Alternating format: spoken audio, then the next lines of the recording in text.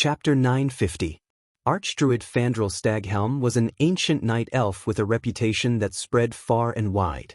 He was already a prominent member of the Cenarian Circle when he was young.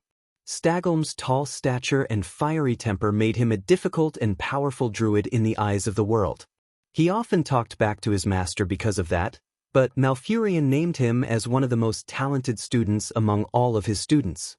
Similarly, Fandral was a representative of the radical faction in the Cenarian Circle. Under Duque's probing interrogation, Tyrande had no choice but to confess. This time, the power of the radical faction had affected the strategy that Tyrande and Malfurion had decided on. Although Tyrande had used a lot of modifiers and changed parts of the content to cover up Fandral Staghelm's radical words, her efforts did not escape the detection of the system elf. The incredibly arrogant system elf even had a function similar to a lie detector. Based on Tyrande's heartbeat, speech speed, tone of voice, dilation of pupils and other objective data, as well as the slang of the High Elves' Salis language, it was able to make a reverse inference. After all, as a branch of the Darnassus language of the Night Elves, Salis and many things were similar to Darnassus. Of course, in the eyes of the proud High Elves and Blood Elves, mixing Salis and Darnassus together was an abnormally foolish and impudent move. Tyrande would never have dreamed that a young man like Duque, who looked to be in his 20s, would actually understand Darnassus and be proficient in the illusions within it. Just like that, no matter how Tyrande tried to hide it, the system elf was able to reproduce Fandral's original words. Those incompetent beastmen only know how to kill our brethren and burn our forests. The first wave of attacks from the enemy caused them to lose the camp that they had cut down tens of thousands of century-old trees to build. I really don't understand why Tyrande Whisperwind would choose to trust those cruel green-skinned beasts. Is it because she believes in a so-called prophet who has been resurrected? O God of nature, we can't even be sure if Medivh is still serving the Burning Legion. What we can be sure of is that it was the weak Medivh who personally opened the Dark Portal and started the calamity of destruction. Alliance? The humans who seem to have crossed the sea to help us are good helpers? This is great. They even grandly brought along those who called themselves Sindorii, but were actually blasphemers who called themselves Dorii. He still remembered that their abuse of arcane magic led to the invasion of the Burning Legion and the collapse of ancient Kalandor. Countless night elves were massacred by the demons. Therefore, as early as 8,000 years ago, using arcane magic was already a crime punishable by death. We don't need reinforcements. Instead of trusting the greenskins who so recently raised their blades against our brethren, murdered Cenarius and destroyed our forests, it's better to use our own power to guard Mount Hyjal from the beginning than to trust those alliances that abuse magic like Dorii. The Alliance and the Horde are willing to protect Mount Hyjal together? Very well, if they really wanted to, they could set up a formation near the foot of the mountain. It didn't matter if they died fighting for the world or if they once again joined the Burning Legion. None of this will affect our defense plan. In the worst-case scenario, when they become traitors to Azeroth, we can activate the ultimate plan and completely destroy them along with the demons. When Tyrande forced the Night Elves to set up a defensive line halfway up the mountain, Fandral spoke again. I don't believe in their will to fight. Of course, if they threaten to retreat, we will close the teleportation passage to Mount Hyjal and force them to fight to the death with the Burning Legion. This way, whether they fight to the death with the Burning Legion or become the minions of the demons in the end, it makes no difference to us Night Elves. When the system repeated Fandral's words, Duque felt as if he was forced to eat a slime monster like it was jelly. It was disgusting. Damn it, I've been with the humans for too long. I actually forgot that Fandral was so protective of his people that he went crazy. In the end, he completely fell into depravity and kept courting death. At this moment, Duque had the urge to kill Fandral Staghelm at all costs. Duque shouted domineeringly in his own spiritual world, "System Elf, add the name of Fandral Staghelm to the first place on my private black book that has been passed down from generation to generation.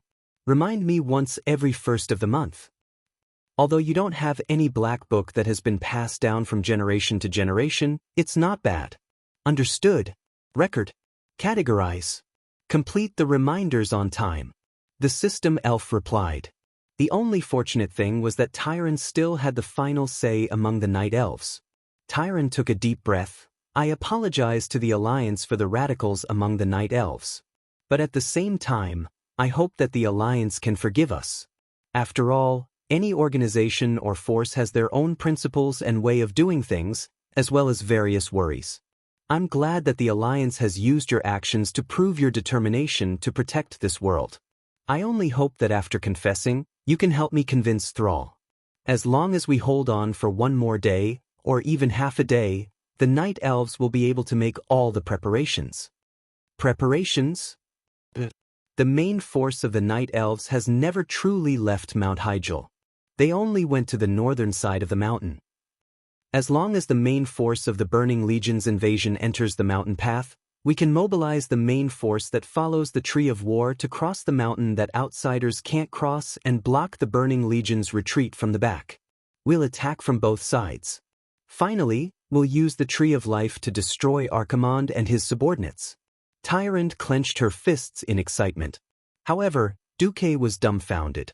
What the heck? They weren't going to use the entire mountain of lesser elves to self-destruct.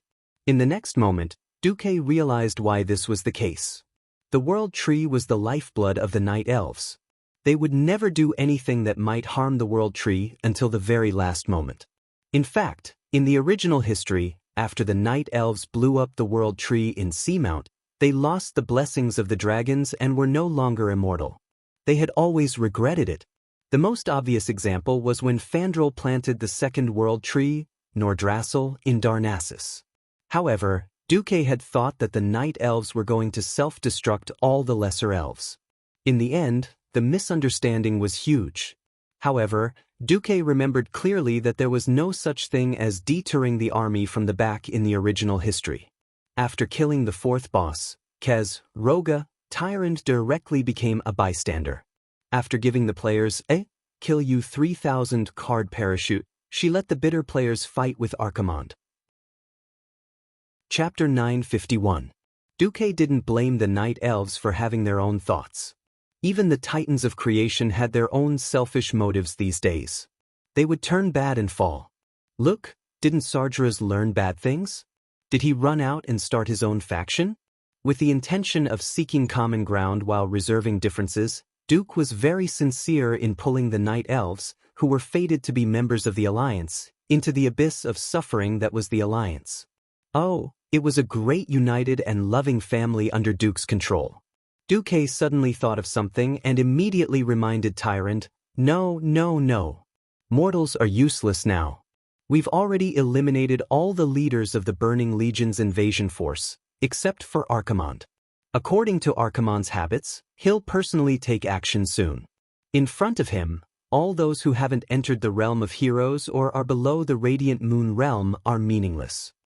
Tyrande seemed very shocked.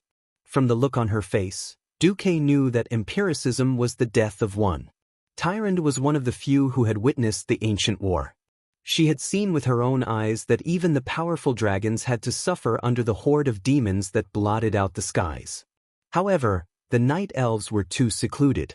For 10,000 years, they had never thought that the Burning Legion would have a commander who liked to fight in close combat. The Burning Legion still had at least 200,000 demons. Why would he roll up his sleeves and fight? Tyrande instinctively didn't believe it. At this moment, there was an urgent knock on the door. High Priestess! High Priestess! Are you there? Tyrande immediately knew that it was her trusted aide, Melon's voice. Come in. As a high-ranked priestess of the Moon Lady Church, Melon was definitely one of the best in terms of appearance and martial arts. Melon practically rushed in. Even though she tried to control her emotions, her face and eyes were filled with anxiety and fear. Ignoring Duque's presence, or perhaps assuming that Duque did not understand the ancient language of Darnassus, Melon nodded at Duque and quickly walked to Tyrande's side. Our ambush team has been discovered. The main force of the Burning Legion attacked our forces, and we can confirm that Archimonde was personally involved. Lord Shimurian has activated his ultimate combat technique. Based on initial judgment, Arkharens is not injured. Tyrande's face paled in an instant. She clenched her fists so tightly that her knuckles turned white from clenching her fists. She raised her beautiful face and revealed a cold smile. She spoke in the same Darnassus language, but this time to Duque. Lord Marcus, your opinion is correct. The fighting power of mortals is meaningless. Melander jumped in fright. Didn't this mean that Duque had heard everything he had just said? Duque gracefully performed a Cadores ancient salute, his lips parting slightly. Vendel Oeranis Hindu. He paused for a moment before adding, Anner and all Draken. This was actually a sentence made up of Salis phrases common to the Darnassus language. When put together, the meaning was, may the heavens have mercy on us and forget this failure. May we have the courage of a dragon to face new challenges. Duque's words were gentle and kind, filled with wisdom and determination to fight against evil. For a moment, the two priests almost thought that they were facing the wise demigod Cenarius instead of a young human. Tyrande and Melland crossed their arms in front of their chests and placed their fingers on their shoulders. They bowed deeply to Duque and spoke in the human language. In order to not let the sacrifices of our people be in vain, I hope that we can put aside our differences and work together to destroy the demon Archimonde. Greeting each other in the language of the other was already the most formal form of etiquette. In an instant, both sides had an inexplicable sense of goodwill and recognition towards each other. I'll have to trouble the night elves to prepare their last resort, Duque sighed. All right, before that, let's inform the tribe. Duque and Tyrande went out together and told Thrall that the night elves' ambush had been wiped out by Archimonde. Thrall, Wajin, and the other chiefs all had very interesting expressions when they heard that the night elves' army of 100,000 had been annihilated. Tyrande spoke, the mortals' defense is no longer meaningful. The night elves have agreed to the alliance and the tribe's retreat. However, if possible, we still hope that each side can send their strongest to support this battle that will decide the fate of the world. The tribe had a quiet discussion, and the final result was a pleasant surprise for Duke. Apart from Varrock, almost all of the tribe's strongest fighters had chosen to participate in the battle: Thrall, Grom, Kane, Wajin, and Brock. Varrock, lead the army back to Orgrimmar. If I don't come back, you'll be the next chief of the tribe. As soon as Thrall gave the order, Varrock Salyafar cried on the spot, Chief, I never thought that I was made for the position. You have to come back. On the other side, Kane was also instructing his deputy, if I die, let Bane be the chief. The Alliance's side was even more so. The group of strong fighters who had come here were prepared to fight to the end. Those who should stay were all on the Eastern Kingdom's mainland.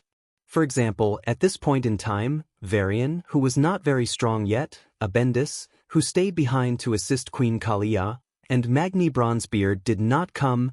Even the most unexpected situation for Duque had appeared. Jaina was actually instructing Aegwyn, if I don't come back, go find Gina Goldsword. I think she might have a child with my father. If not, he or she is the next king of Kul Tiras. If not, just make one up. Anyway, the legacy of Kul Tiras cannot be broken. Perhaps some people would ask, but Azeroth had been destroyed. What was the point of inheritance? This was related to another secret plan of the Alliance. Before Duque brought the large army to Mount Hyjal, he had announced that if they lost, he hoped that the remaining kings and leaders would lead all the survivors to open the Dark Portal again and find a way to find a new planet. At the very least, they could let the people take refuge in Draenor first. It was precisely because of this that the countries could send their strongest fighters to participate in the war without any scruples. The sun was setting.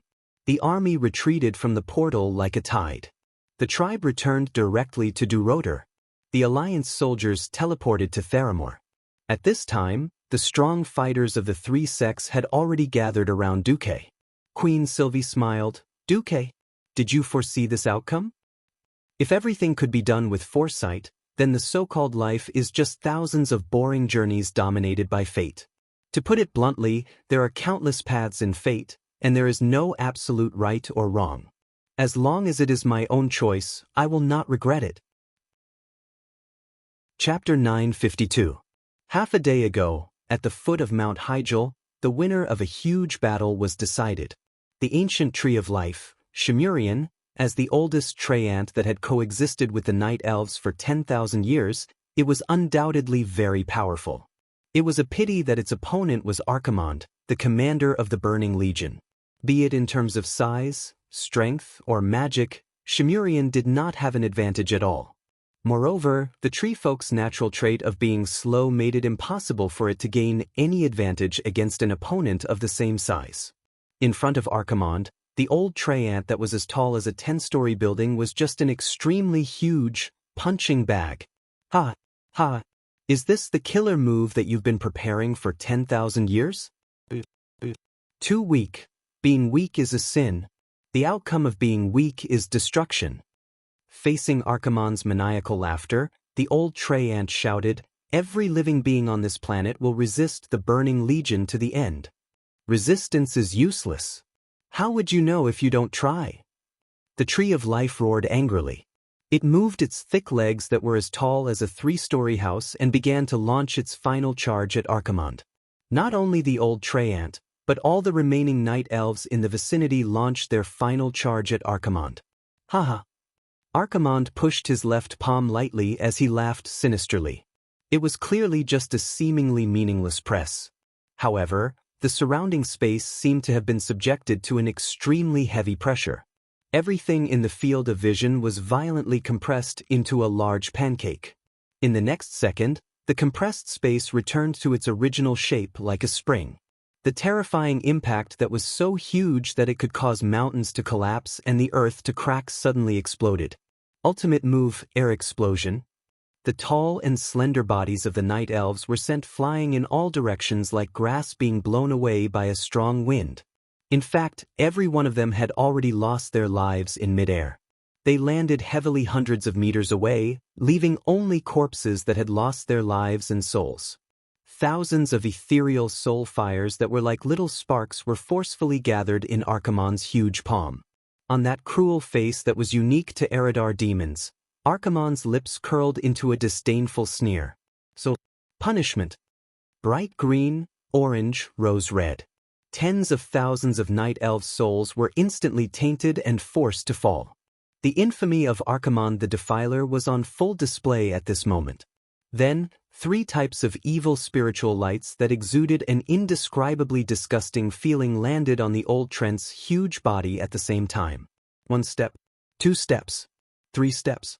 Even though the old ant tried his best to launch a final assault on Archerans, but the tree bark that was once its skin had completely dried up in less than 3 breaths.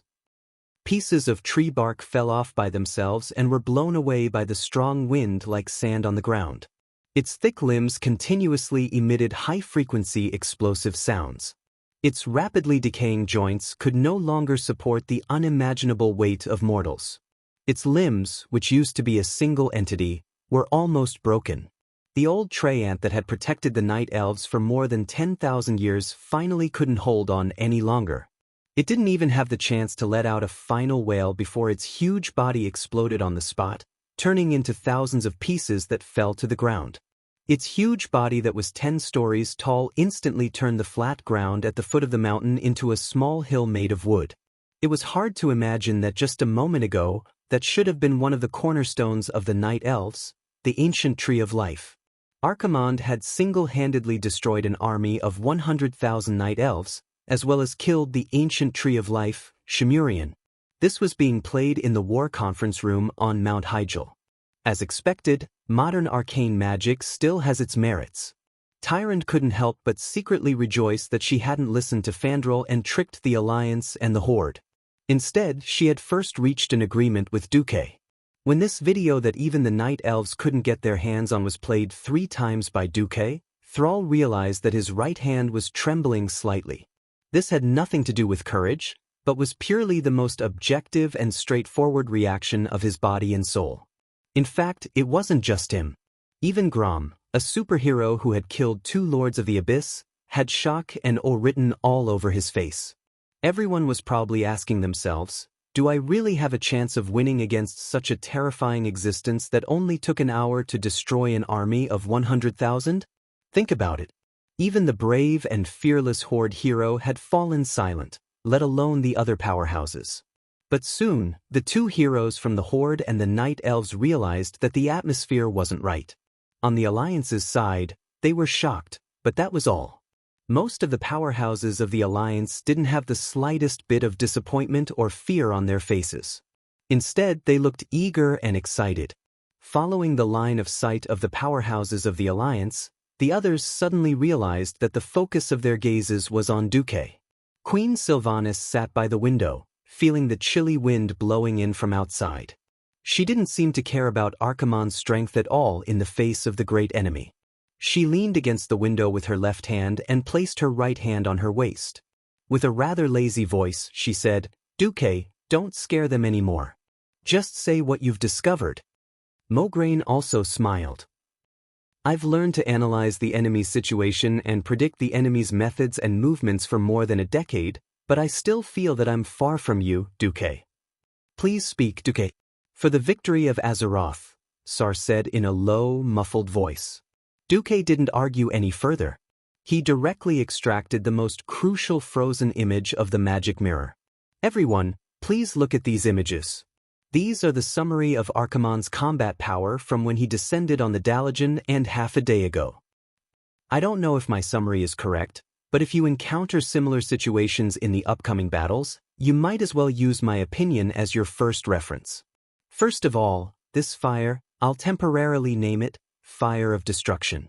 About every 30 seconds, Archimonde will create a fierce fireball. This fireball will move on its own and leave a wall of fire that is 2 to 3 yards wide where it moves. The wall of fire will disappear from the place where the fireball appeared after 27 seconds. I've calculated a total of 18 cases, and each time, the flames will only last for 27 seconds. No more and no less. Then, I'll name this Soul Charge. Duque seriously memorized Archimonde's strategy. He had to thank the strategy team back then for summarizing the old Archimonde's skills in such detail. Before seeing any new skills, Duque directly copied the strategy. But in the eyes of the powerhouses of the three sects, Duque was a god. Chapter 953. Before Duque traveled to this world, there was a very professional term called Big Data. Whether it was Microsoft or 360 Antivirus, all companies in the internet industry liked to collect user data, such as usage habits, how many times a user used the product in a week, when most users used the product, and how to improve it to give users a better experience. However, all big data was based on a large amount of basic data. Before Du traveled to this world, countries didn't even have military academies that specialized in training commanders. Learning to command? Apprenticeship. And this was the privilege of the knights and nobles. Basically, all the theoretical knowledge of the younger generation came from the personal guidance of the senior knights. After Duque came, he not only helped the dwarves and gnomes write a large number of scientific and technological development research manuals of this era, but also developed a series of training rules for officers. For example, he had to set the minimum discipline so that the Alliance could unify command gestures, horn sounds, transmission passwords, and so on. In the military aspect, the most prominent innovation was the battle analysis and sand table deduction.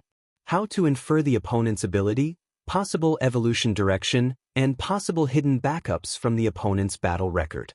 As a result, Duque first threw out more than a dozen screenshots of Archimonde using a certain skill to kill someone at random.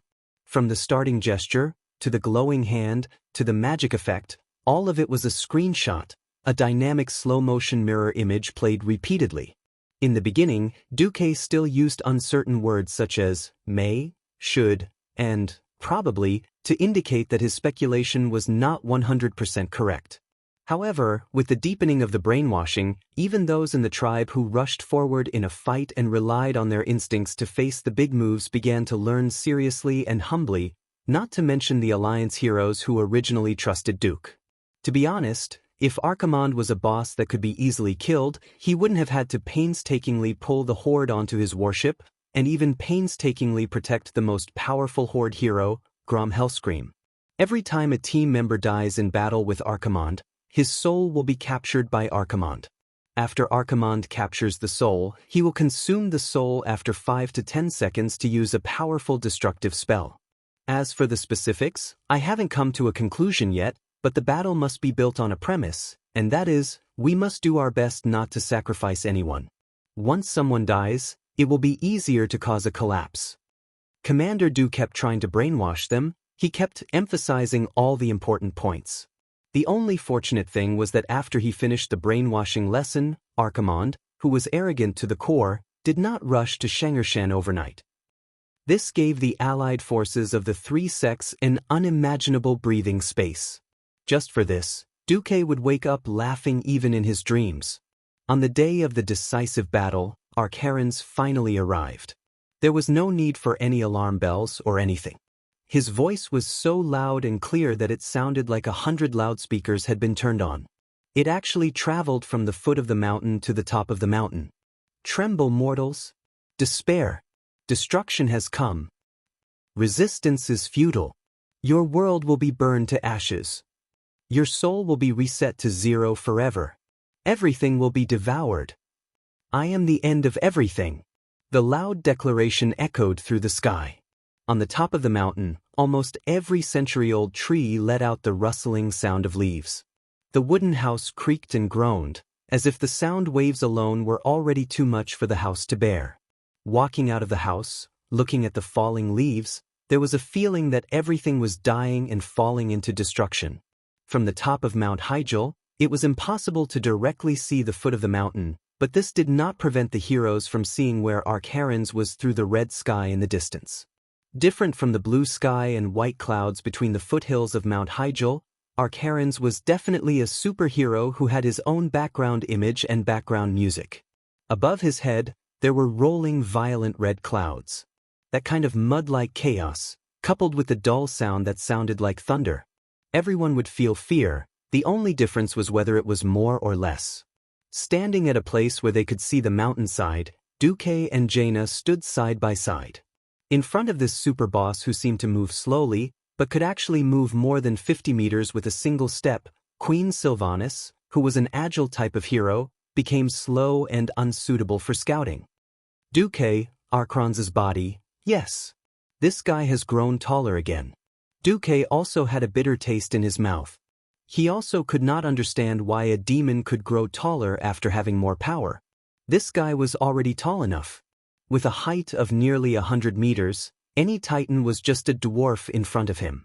Alright, after this guy went to the foot of the mountain to play a round of massacre, he had grown to a height of 50 stories when he came back. The power of darkness on his body was so violent and vast. Just the aftermath that flowed out caused the entire mountain path and even the cliffs within a radius of nearly 1,000 meters to wither. The grass instantly withered. The trees decayed in the blink of an eye. Even the black soil that contained more moisture instantly dried up and turned yellow, turning an ominous brownish red.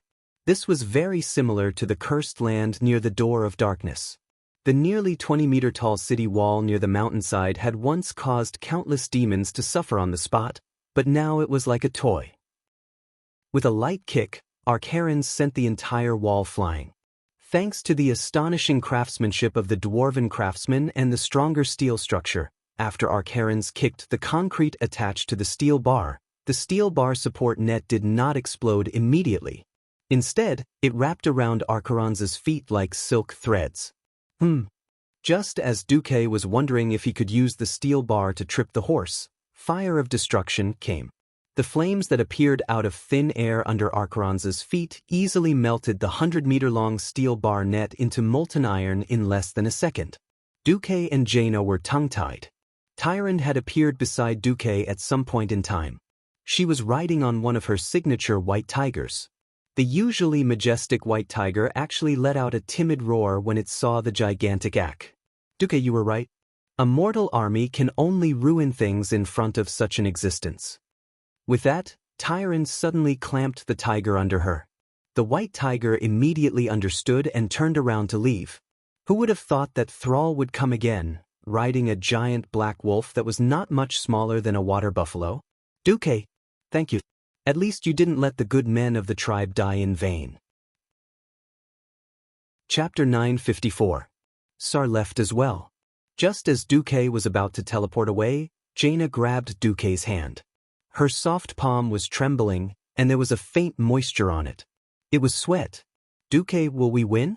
Can mortals really win against such an opponent? Will I really be able to take revenge one day? Facing such an enemy, as long as one was not a lunatic, it was inevitable to feel fear. Looking at Jaina's beautiful eyes, Duque smiled. Yes, he definitely will. And it will happen today. Duque was so certain, and his words were so passionate, that almost unreasonable confidence filled Jaina's heart. Hundreds of meters away, Queen Sylvanas, who was holding a bow and arrow, suddenly saw the two figures beside her suddenly overlap and then instantly separate. Queen Sylvanas spat fiercely. Bastard! If I survive today, I will definitely teach you a lesson. The earth-shaking footsteps were getting closer. Even closer. The closer they got, the more shocking the feeling of the earth shaking and mountains shaking became. The mortal army had all retreated. If Archimonde summoned ordinary demons, they would naturally attack again. If Archimonde was alone, then this would be a stage that belonged only to the strong. Finally, Archimonde's enormous body appeared at the peak of Mount Hyjal, on the stage chosen by the three factions. In front of the 50-story boss, mortals were as insignificant as ants. Ha! Ha! I thought that the so-called brave warriors who were fighting against the Burning Legion had all run away in fear. What? Your so-called army of hundreds of thousands is only left with these few people. Ha! Archimonde's maniacal laughter reverberated throughout the entire basin-shaped mountain peak. Even though he was speaking in the Eridar language, Archimonde's words pierced through everyone's minds and into their minds. If mortals were here, they would probably have had a mental breakdown and died. Tyrande was dressed in bright silver armor and rode a white tiger. She walked out of the crowd and shouted in a clear and sonorous voice, Archimonde, we will destroy you here and today. A playful expression appeared on Archimonde's mountain-like face. He stretched out a huge finger and hooked it. What other tricks do you have? Come on, I'll take them all. Next to him, Malfurion shouted, accept the punishment of justice. Archimonde the Defiler. The next moment, Archaerons was suddenly surrounded. Amidst the green fog that had appeared out of nowhere, four towering figures that were almost as large as the Archaerons appeared. Upon closer inspection, one would realize that these four mountainous figures were the Ancient Tree of War, the Ancient Tree of Wisdom, and the Ancient Tree of Wind. Tree ants were a special race that lived in symbiosis with the Night Elves. They had a special and lofty status in the world of the Night Elves. Before this, Malfurion claimed that he could definitely weaken Archimonde. Now, Duque finally understood how he could do it. This was the power of the Emerald Dream. He could summon the ancient trees that had been dead for many years in the real world and lived eternally in the Emerald Dream. He could use the power of the dream to suppress Archimonde to the greatest extent. Obviously, Malfurion and the Treants had succeeded. Countless green spots of light of various sizes emerged from the illusions and directly invaded Archimonde's body. In his field of vision, Archimonde's body, which seemed to be boundless, was shrinking rapidly. It was a very strange scene, as if an iceberg was melting 70 to 80% in a few seconds. After a while, Archimonde's body finally stabilized. The four phantoms of the ancient trees seemed to be trying to suppress Archimonde's power, but no matter how they waved their arms to activate the power from the Emerald Dream, Archimonde's height was still fixed at 15 meters. Although the fifth floor was still very high, at least he could see everything in his field of vision. It was completely different from the 50th floor where he could barely see the top. Tough, Archimonde panted. There was no fear on his face at all. Instead, there was an expression of eagerness. As the vanguard of the Burning Legion and the self-proclaimed god of war, Archimonde had never been afraid of the enemy's traps. All he cared about was whether his opponents were strong enough, or whether they could bring him greater pleasure in killing and destroying. He was not surprised that the ants of Azeroth could weaken him to this extent. Instead, he was delighted. Ha!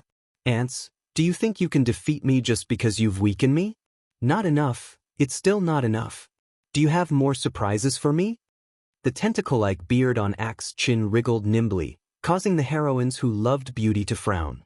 Malfurion moved closer to Duque. Really, is that all? Just weaken his defenses and shrink his body. In Malfurion's mind, Archimonde's attacks should have been weakened, or he should have been weakened in all aspects. Instead of using 20% to reduce Axe's body and 80% to reduce his defenses. That's good. If we don't reduce his defenses, then we really can't fight. Duque would always remember how thick Archimonde's skin was when he'd descended. The attacks of the Breaking Dawn Wizard Tower couldn't break his defenses. Coupled with Axe's terrifying vitality, it wouldn't be enough for the elites of the three sects to die 100 times. Only reducing his defenses and not his attacks.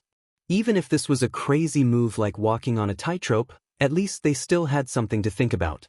Without further ado, the great war that would decide the fate of the world began. Cain, Duque ordered. The bull-headed chief, who was the most muscular among them, stepped out. No one would have thought that there would be such a wonderful mockery in this world. Cain's rough bull face was filled with a rich expression of disdain. It was one thing for him to look down on the boss of the Burning Legion. He even did something exaggerated. He pointed at Archimonde with his thick finger and then at the Nightmare's panther's poop on the ground. There was a dung beetle on top of the poop, making a ball out of it. The old bull stepped on it with his hoof. Pa! The pitiful dung beetle and the poop were crushed into a ball. Duque couldn't understand the old bull's mockery. Was he saying that Archimonde was a pile of poop? Or was he a demon who only knew how to play with poop? Was the dung beetle his true form? Alright, who cares what the hell this is? In any case, Ak was furious. He roared and charged at the old bull who had raised the interstellar hand gesture. Yes, he retracted his left and right fingers, leaving only the middle finger. Chapter 955. As a pharaoh, whether it was before or after transmigrating, Duque did not understand how a warrior's taunt skill worked. Could it be that he would shout, "Grandson," when he saw something strange? Then the monster would be angry? The head of state would be angry? Even a guy like Archaron's would be angry? Archaron's really went to look for Old Bull. Speaking of which, Cain was still very young at this time. Why did Duque like to call Cain Old Bull when he saw that he had a long beard? Alright, regardless of him, the effect was surprisingly good. Archimonde raised his fist high. Even though he had only roared, Duque felt that Archimonde was saying, "You might die with one punch." That kind of punch was like throwing an excavator at him, and Duque's small body definitely wouldn't dare to take it. Then, Cain vomited blood from the punch. The huge totem pole was a super heavy weapon to beat people up. It was also a defensive artifact. Cain's totem pole was thicker than the main beams of many human houses. The old bull took a horse stance and raised his totem pole to receive Archimonde's punch.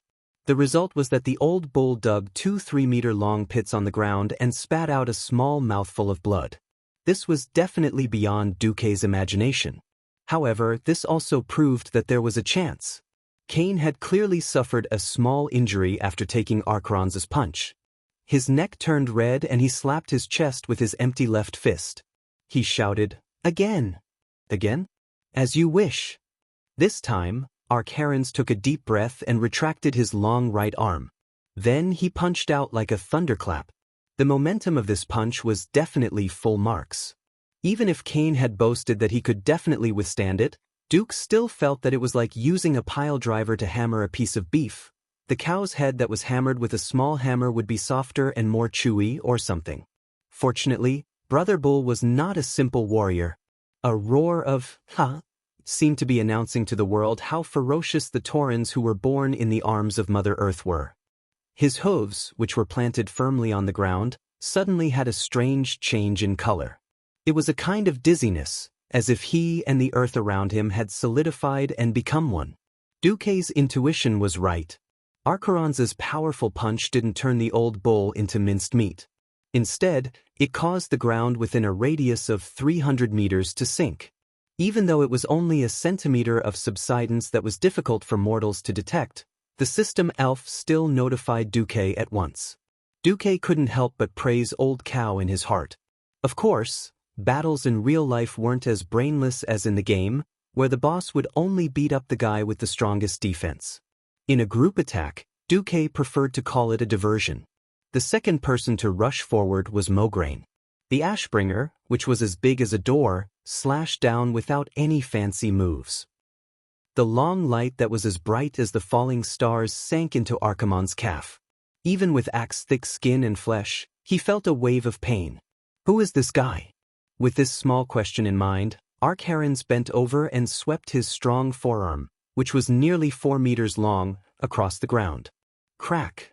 Accompanied by a deafening sound, the thick ground was like a large piece of ice cream being scooped out by a spoon under the demon commander's extraordinary strength. A large piece of mud that could be used as a single room was blasted away. The aftershock of the impact swept out, and the entire cobblestone path not far away was flattened. The shockwave hit a wooden house of the night elves in the distance. At that moment, the entire house seemed to let out a painful sound. On the ground that sank on the spot, cracks spread rapidly in all directions. In less than a second, the entire house didn't even collapse. Instead, it directly exploded. Every piece of scattered wood and stone was wrapped in destructive flames with the power of darkness. However, as the main target of this attack, Mograine didn't move. Under his feet was a cone-shaped island that was radiating radiation. What spread out was only the aftershock of Arkharen's attack. The huge arm itself was stopped by the huge sword of holy light that was leaning on the ground like a crooked door. Mograine was like a pillar of support as he stubbornly withstood the demon commander's shocking attack. This wasn't the end. The moment his arm was blocked, Turayan charged forward. The godly sword, Quel Zarim, pierced through Archimonde's arm from the outside, and a small bloody hole appeared on the left side of Archimonde's arm, and a ray of golden holy light escaped from it. To the gigantic demon commander, the wound looked like a swollen human after being bitten by a mosquito. In fact, the internal injury was far more serious than it looked from the outside. It could already be considered a minor injury. This is impossible. Arkharens finally let out a strange cry. Even though he had greatly reduced his size in order to descend and had to accept the weakening of his power, in his imagination, there was no mortal in the world of Azeroth who could withstand even 10% of his power. But now, 1.5 was nothing. However, it was 3 mortals who blocked him time and time again, hurting him. Ak felt a kind of anger. It was the kind of anger he felt when he was hurt by ants he looked down on. To him, this was no different from being humiliated. In the next second, someone really did slap his face. For some reason, Orgrim was obsessed with throwing hammers. The hammer of destruction, which was bigger than a human head, was not even comparable to a toy in front of Arkharens. However, it was this hammer that drew a beautiful line of fire in the air. Just as Turayan stabbed Ak, the hammer directly hit Arkharen's left eyelid. Originally, with Arkharen's extremely abnormal defense, it would have probably bounced off. After using the power of the Emerald Dream to weaken his defense, the effect was surprisingly good. Arkharen's eye socket was slightly swollen, but it wasn't too serious. However, injuries were injuries. Even if it was just a small injury, it could easily accumulate into minor injuries, serious injuries, or even death. 3 heroes had injured Arkharens in a row, which immediately ignited the hope of the heroes. That's right. We can do it. After this great demon was weakened, he was no longer the invincible existence that was above all mortals. He could be injured too. Being injured meant that he had a chance of dying. At this moment, Duque shouted, "Let's go together." Chapter 956. If there was a chance, Duque wouldn't mind finding 24 demigod-level players who couldn't be killed and could resurrect infinitely to kill Archimonde. Wasn't it just a pain in the ass grinding? If their equipment was strong enough and their intelligence wasn't lacking, they could always be killed. Unfortunately, it seemed that Duque was the only one in this world who could resurrect and not change his race. In this Hell Mode instance dungeon that could only be played once, what Duque could do was to get the strongest helpers to kill the boss. With just a glance, Duque's heart was filled with boundless pride. A bunch of fierce people. They weren't heroes, They were fierce people who were destined to enter the instance dungeon and become bosses. Now, they're all Duke's underlings. Well, they're not even members. The main members had to beg their grandfathers and grandmothers and pray that their families weren't messed up so they didn't need to open a taobao shop at night, or feed their children, or the dormitory's electricity would be cut off at 11 o'clock. It wasn't easy to pull these historically famous guys into the team. As long as they joined, they would definitely do their best to be good fighters. In the original history, only Tyrant, Jaina, and Thrall would participate in this super battle, but Du upgraded it to a super battle where the elites of the three factions gathered. It wasn't an exaggeration to say that if any of the members here died, it would definitely cause the fate of the team to collapse. On the other hand, they were definitely the best. The only fly in the ointment was that there were fewer healers and more warriors. Including Bishop Benedictus of Stormwind City, whom Duke had decided to transfer at the last minute, there were only 3 healers. It was bad enough that the leader of the Blood Elf Paladins, Riadaline, was forced to be a healer. For the sake of the overall situation, the Cenarian Circle's great druid Malfurion had to run over to provide support. Originally, Duke was more worried about the orc heroes. After all, Grom, Thrall, and Brock were all used to fighting head-on. Who would have thought that all 3 orcs would have a talent for dealing with giant creatures? Needless to say, the older generation of orcs who mingled in Draenor in the early years, Lord Howl was a Goron killer. The 10-meter-tall Goron was never a pushover. Brock was also a hunter of large prey. What surprised Duke the most was Sal. He was 2.5 meters tall, but his movements were extremely agile. He was proficient in dodging, turning, rolling, and crawling. One had to know that even though Archimonde had shrunk, he was still as tall as a 5-story building. A simple wave of his hand, a kick, and the fire of destruction would cause buildings of all sizes to crumble under his attack. Less than a minute after the battle started, the aftermath of the battle had already bulldozed half of the Night Elves' town. The Night Elves had built more than 100 buildings around the World Tree on the summit of Mount Hyjal. What was rare was that even in the face of Archimonde's crazy attack, even in the complex terrain where even Duke himself could not stand firm, Thrall and the other warriors were still able to attack Archimonde without losing their composure. Or cut off his toes, or cut off his sinking arms or body. Every time the giant axe flew, or the flaming hammer smashed, it would definitely bring new wounds to Archimonde. Archimonde was not a fool. When he found that his heavy movements could not catch the warriors jumping around his feet, he first set his eyes on a few healers.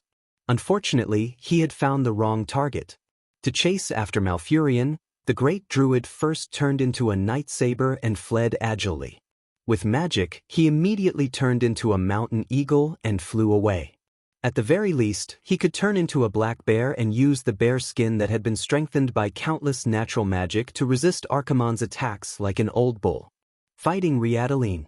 It was not easy for a paladin to die. In addition, Riadaline was standing closer to Mograine and Turalion, so she had to be strongly blocked before she could hit anyone. It would have been the easiest to deal with Benedictus, but unfortunately, Archimonde was almost mad. Because he saw that there were a few inconspicuous hands of magic around the Bishop of Holy Light. At the critical moment, they pulled the only priest out of the danger zone. Interesting. Archimonde gritted his teeth and pressed the 5 fingers of his right hand in the air. The attack was coming. Air blast. The entire team in the south was blasted into the sky by the huge shockwave that could be called an air cannon. This long-range attack team consisted of Duque, Queen Sylph, Jaina, Solarian, and Bulang Bronzebeard. It was fine if they were suddenly blasted into the air by the air blast. Amidst the chaotic female screams, the 5 of them were able to slowly descend from the sky with the help of the slow fall spell, or the goddess tear, that Tyron provided as a parachute. They did not fall to their deaths. But in the next moment, the few of them watched in despair as a huge shadow came crashing down on them. Having gotten rid of the other heroes, Archimonde pounced over. The moment he came up, he gave them a big slap. What did it feel like to be slapped by a huge palm that was at least 2 meters long when opened up? Frankly speaking, it looked like a tsunami. The wide green demonic hand created a sharp sound as it slapped over, like the shrill wail of a banshee. Not to mention that the rows of houses just now easily collapsed under the attack of this demonic hand. The most shameless thing was that at this moment, Archimonde's curse arrived. Evil magic that was like black ink quietly drilled into the bodies of Ling Kong and the others. The pain caused by the explosion of dark magic greatly affected the movements of the 5 of them. In the air, the 3 mages still had a way to save their lives. However, once Queen Sylph and Bu Lang were caught by the demonic hand, they would be finished.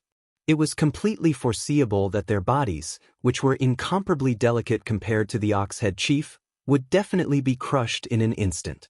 In fact, even for the 3 mages, it was extremely difficult for them to dodge in midair that was filled with dark power. The most terrifying thing was that once someone was sacrificed, soul recharge would come immediately after. When the heroes fell apart, the shadow of the world's destruction was almost right in front of them. At this time, the only one who could save the situation was Duque. Suddenly, 4 of the lowest level arcane impact were unleashed. Of course, this kind of attack could not cause much damage to the 4 powerhouses, but the precisely calculated impact force allowed the 4 to perfectly dodge Archimonde's sweep. However, one of them was caught. Duque? Shock was written all over the faces of the heroes. I've caught a big fish. Archimonde laughed sinisterly. No, I've caught you. Duque laughed coldly. Chapter 957. Duque's voice was very soft. Apart from him and Archimonde, no one else heard him at all. The old comrades who knew Duque didn't understand why Duque would be captured, but the heroes who didn't know Duque were so scared that their faces turned green. The Night Elves and the Horde knew that the link between the 3 factions was Duque. Duque was the planner, and Duque was the commander. Duque was the key figure in the Battle of Mount Hyjal. If he died soon after the battle started, the battle would be over. On the other side, Tyron was ready to use her ultimate move. Before she could activate Starfall, the Horde moved faster. Thrall had just given him a look, and Lord Howl's signature jump slash was used. Grom Hellroar raised, Bloodhowl, high, ready to cut off Archimonde's fingers to save him. The next second, Grom's face darkened. Because he only jumped halfway when he saw another Duque. More than one person noticed that Duque was actually holding Sylvanas' slender legs with one hand and letting her sit on his shoulder. His other hand was holding Jaina's slender waist, and he floated down with slow fall. Well, there was also a hand of magic holding a cursing dwarf upside down. The reason for this was that Archimonde's powerful curse, Grasp of Army, was a little troublesome for a Radiant Moon Mage to remove. Duque could instantly remove it, so he did it in passing. The Duque caught by Ak was, of course, a clone. The problem was that the bitter Grum didn't know. In midair, Lord Howl and Duque made silent eye contact. First, a pair of crimson eyes the size of a bull's stared at Duque. That's your phantom clone? Why didn't you say so earlier? Duque returned an innocent look. You didn't ask. Grom's eyes widened even more bitterly. Damn it. I was thinking of repaying you for saving my life. I jumped for nothing. Oh no, I'm jumping. With such a big mistake, I would die in minutes against this kind of person. Duke rolled his eyes. Done. He doesn't have time to deal with you. Lord Roar immediately knew why. Archimonde's sudden scream almost broke everyone's eardrums. Everyone could hear the fury in the demon commander's scream, because a golden holy light was bursting out from his clenched right hand. At first, it only leaked through the gaps between the fingers, but in less than 1/10 of a second, it concentrated on the knuckle of the middle finger closest to the palm. Time seemed to freeze in the next second. The huge cyan middle finger that was thicker than a bucket was perfectly cut off. The incision perfectly followed the shape of the joint. Strictly speaking, only the muscles and skin were cut off. But a severed finger was a severed finger. 10 fingers are connected to the heart. This saying is not nonsense. That kind of heart-wrenching pain made Archimonde go crazy. Wah! Accompanied by the roar, the surrounding space began to tremble. The terrifying aura that flowed out from the demon commander actually caused the entire ground to shake. Even the wooden pillars of the houses that had yet to collapse 1,000 meters away creaked and swayed, causing sawdust and dust to fall. At the same time, a terrifying pressure that made people shudder spread out in all directions. This was not a simple pressure. The reason why Archimonde was known as the Burning Dusk, the creator of Purgatory, and the Defiler was not without reason. At this moment, many terrifying illusions involuntarily appeared in the minds of every hero who besieged Archimonde. These were not illusions that were fabricated out of thin air. All the illusions came from the worlds that Archimonde conquered and destroyed. They came from the residual pain of every victim at the last moment of their lives. They came from the desperate cries of their souls when they were forced to fall after being captured. It wasn't just one or two voices, but the shock formed by the convergence of thousands of despair and resentment. Archimonde used this most ferocious martial merit that belonged to him to make the most terrifying weapon. In this way, he displayed his reputation as a demon commander. The closer they were, the more they bore the brunt of the attack. Lord Howl was shocked and fell on the spot. The Tauren chief Cain, who was holding the totem pole, had a pale brown face and cold sweat dripping from his forehead. His pair of big bull eyes were lifeless, and it was obvious that he had lost his focus. Cain, who had clearly stopped moving, was kicked by Ak. His huge body rolled a few times and fell into the fire of destruction, rolling around in pain. However, the damage of the flames instantly matched the purgatory in his illusion. He fell deeper into the illusion of fear. If it wasn't for a large pile of snow falling from the sky and smashing into his head, causing him to wake up from his hallucination with a quiver, perhaps his injuries wouldn't be as simple as this. Cain subconsciously looked at the spellcaster. He was a little dazed. In theory, Duque, who had saved him, was still in a state of fear. What the hell is this? Of course, Cain didn't know that Duque had been hit by fear, and that the system elf had helped him. At a time like this, it was definitely a different matter. Unable to care so much, Cain spat out a mouthful of blood on the ground and rushed forward on the spot. While he was in a daze, Mograine and Turalian, who had stronger wills, resisted the fear, this time and held Archimonde back. After all, there were only a few who could resist the fear or wake up early. There was Kale, who cried out in fear, Caponia, who ran around out of control and crawled even when she fell, and Thrall, who waved his weapon in an attempt to fight against the illusory enemy. In Jaina's mind, she saw countless pitch-black enemies baring their fangs and brandishing their claws. They broke into the palace where she had lived since she was young, reached out to tear apart her gorgeous robe, and scratched her tender skin. No. She tried to open her eyes, but no matter how hard she tried, she couldn't. All she could see was darkness. Her seemingly strong heart was filled with frailty and helplessness. Jaina felt like she was a lone boat on a stormy sea, about to capsize at any moment and succumb to the boundless fear. When a person was in extreme fear, the most natural thing to do was to look for a life-saving straw. Even though the feeling was very weak, Jaina clearly felt that she had been hugging something. At first, it was a little blurry, but she soon realized what she was hugging. It was Duque. That's right. The man she was destined to be unable to break free from his hands, the man she would unknowingly get involved with even after the engagement was broken off. Countless times, she had thought that breaking free from the shackles of the strongest hero of humanity was a form of release. However, in the face of such a great enemy, in the face of unimaginable terror, Jaina suddenly felt that having a man to shelter her from the wind and rain and give her a sense of security was an incomparably happy thing.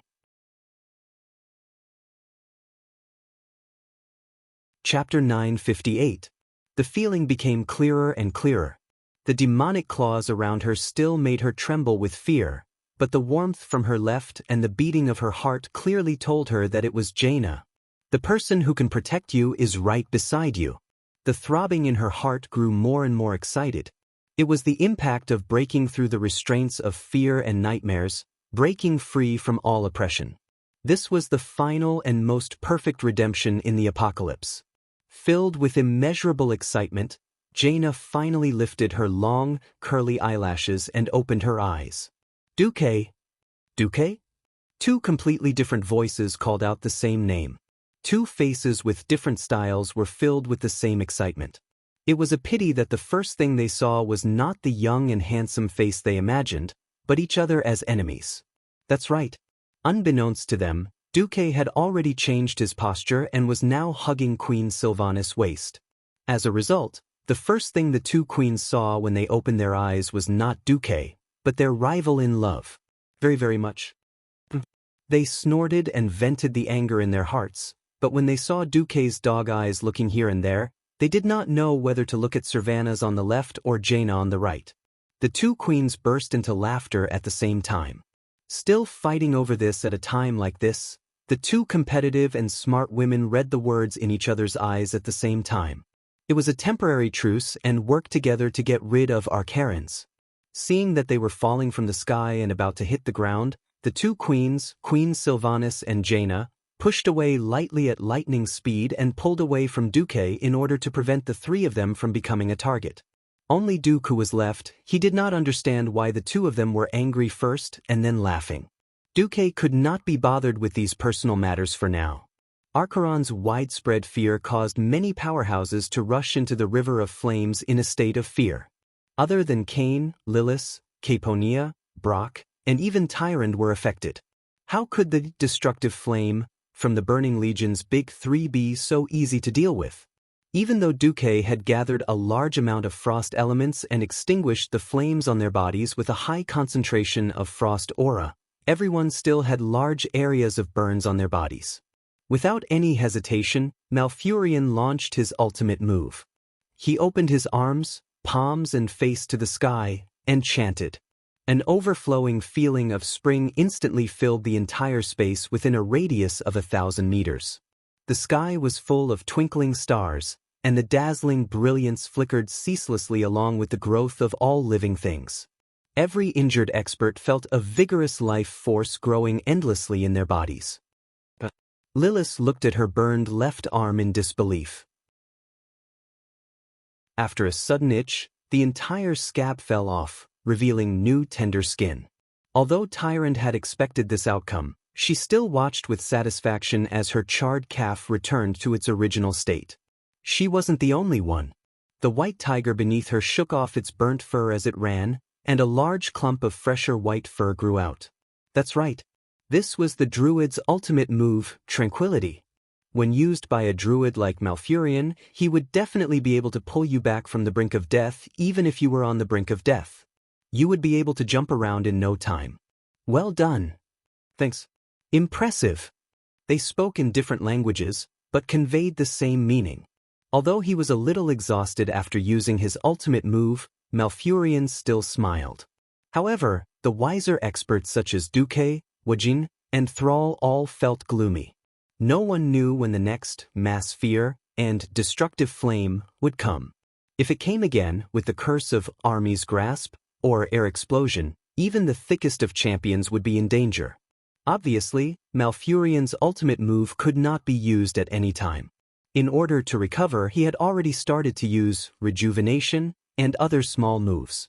On the other hand, Archimonde, who had lost his middle finger, was a little angry. Although as a powerful demon, his broken finger could be regenerated, the strength of his body was always inversely proportional to the difficulty of regeneration. Even for him, it would take a lot of effort to regrow his middle finger. Moreover, the effect of the combo just now was far from satisfactory.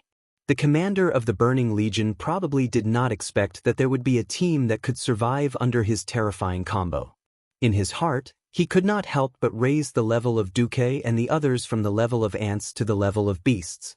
The agile champions below annoyed Archimonde, so he picked the Tauren chief who was the only one who was willing to face him head-on. He roared, and his voice was like thunder from the 9 heavens. Filthy beast, kneel. A giant hoof stomped on Cain's head.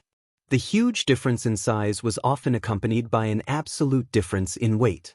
In a head-on confrontation, this was the difference between heaven and earth. The weight that mortals could not bear was on Cain's head. Although he gritted his teeth and held the totem pole high, the heavy pressure like a falling mountain still made his body short, and his knees could not help but slowly bend. Ha! In order to not let the troublesome fellow stop him, Archimonde directly used air explosion on his feet. The first to be blown away were the orc heroes. Then it was the humans. Even though Mograine and Turalian had stabbed their holy swords into the ground to prevent themselves from being blown away, the two holy knights were still blown away when the ground was shattered. Although it was not far, it was a fatal gap. Seeing that no one could come close, Archimonde sinisterly released fire of destruction under his feet again. Although he had the physique of a giant and incomparable strength, he was still an Eridar warlock. Close combat and whatnot were all sideshows in between casting spells. He wanted to burn the only person who dared to face him head-on, Old Bull, to death in front of this group of rebels. He finally understood that as long as the annoying Kain was no longer at the front, the others would not be able to withstand his strength. The rest of the people couldn't withstand his strength at all. He could chase them around like ducks and finally kill them one by one. Just as a ferocious expression appeared on his face and he was ready to quietly wait for the screams to come from under his feet, the fire under his feet was suddenly blown away. The next moment he felt a sharp pain from his feet. He saw that a large chunk of his right toe had flown out of his right hoof. A voice that he deeply hated sounded again. "You bastard, I will make it so that you will never be able to step on anyone again." Chapter 959. Originally, when he saw the surrounding flames spreading towards him, Kain had already lost all hope. It was purely the glory of a warrior that supported him.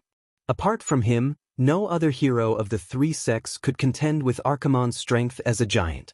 As long as they changed from a positional battle to a pursuit battle, the damage output of any mage would be reduced by at least 40%. Yet in the entire team, there were the most mages. Kain could not retreat, and he could not retreat under the heavy pressure. Then, a miracle happened. Colorless wind blades brushed past his feet, and for a moment, Kain thought that his hooves were going to be cut off. With his perception of the power of nature, he immediately discovered that those wind blades came from Duque. Kain did not understand what was going on. He only knew that Duque's wind blades had scooped up all the grass and turf in one breath, rolled them into a ball in midair, and exploded them. Then the surrounding flames were all gone, leaving only the black soil that emitted the smell of burning. It wasn't just Ak. The other mages were all stunned. No one could have imagined that such a method could be used to deal with those annoying flames of destruction. Kale, that was the first to understand. He pushed out with one hand before the fire burned him, using magic to lift the entire turf. Then, the moment before that flames of destruction burned him, he used magic to push the flames and the scorched turf away. The long river of flames was changed just like that. "I understand." Jaina and Ronan shouted in surprise at the same time. No one who could reach the radiant moon pharaoh was a fool. Flames were never something that could exist out of thin air. Any flame had to have a combustible object as a support. Either it could be ignited vegetation, or it could be a flammable gas in midair. Even though it was very difficult to use frost elements to fight against this demigod-level flame, as long as he pushed the flame away, he could change the course of the entire river of flames and keep himself and his teammates away from danger. Duque had invented this move. To Kain, he was just a pretty good teammate. He was still far from being a god-level teammate. Duque's next strike magnified Duque's image in his heart. If Duque had used a sneak attack to cut off one of Archimonde's fingers, no one could see it clearly. Now, at least Kain could see it clearly. It was an extremely thin and long sword. To the Tauren, it was like a long needle. It was clearly so thin that it was not suitable to be used as a weapon. He could not miss out on the golden holy light that blossomed from it. In fact, Arkharens had already reacted when he sensed the holy light that had injured him. He cried out in alarm. Just as he was about to raise his hoof, space seemed to be strangely distorted. On the tip of the right leaf-shaped hoof of the demon's hoof, a thin golden line that was almost identical to the one before suddenly appeared. Unlike how a butcher dissected an ox, Duque used the most violent method to cut off the incomparably thick and tough hoof, using the maximum output of the holy sword to chop off the horny layer on the hoof. If Arkharens's body had not been weakened by the Night Elf's Emerald Dream's ultimate move, Duque's strike would have been in vain. But there were not so many ifs in the world. As soon as the thin golden line appeared, it extended to both sides at high speed. The next moment, accompanied by intense pain, Arkharon saw his toe break in the middle. The black finger that was as large as the roof of a house flew out with a crack. It spun continuously in the air before crashing onto the black soil 10 meters away. Time seemed to have stopped at that moment. The demon commander's face was full of horror. He screamed, no. If he had lost his finger, it could be said that he had been careless and fell for Duque's trick.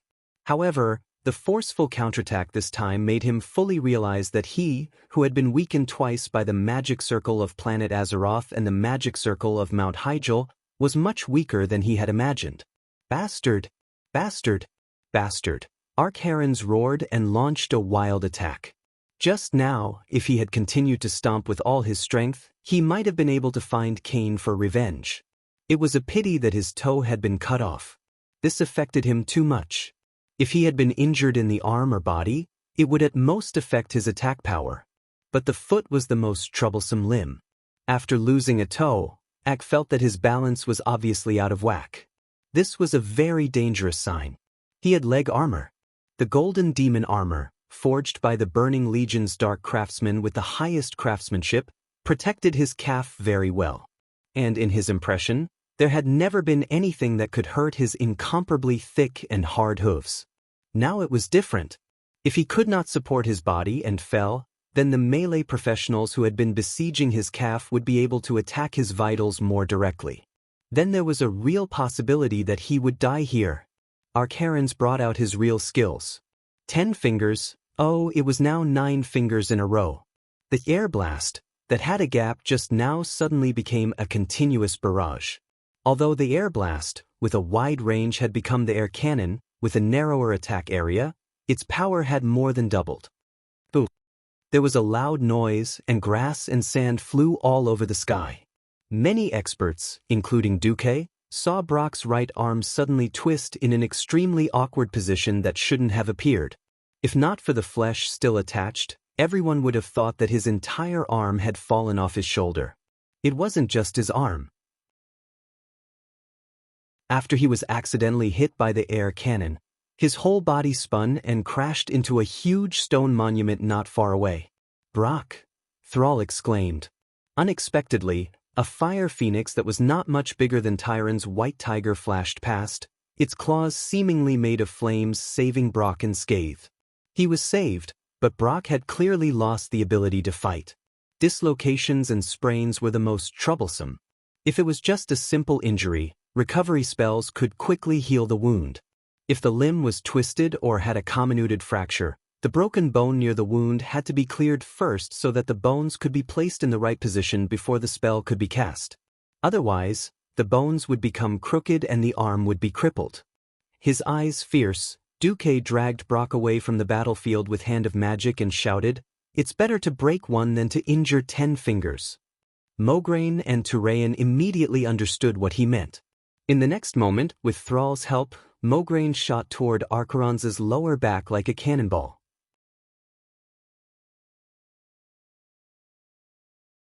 Chapter 960.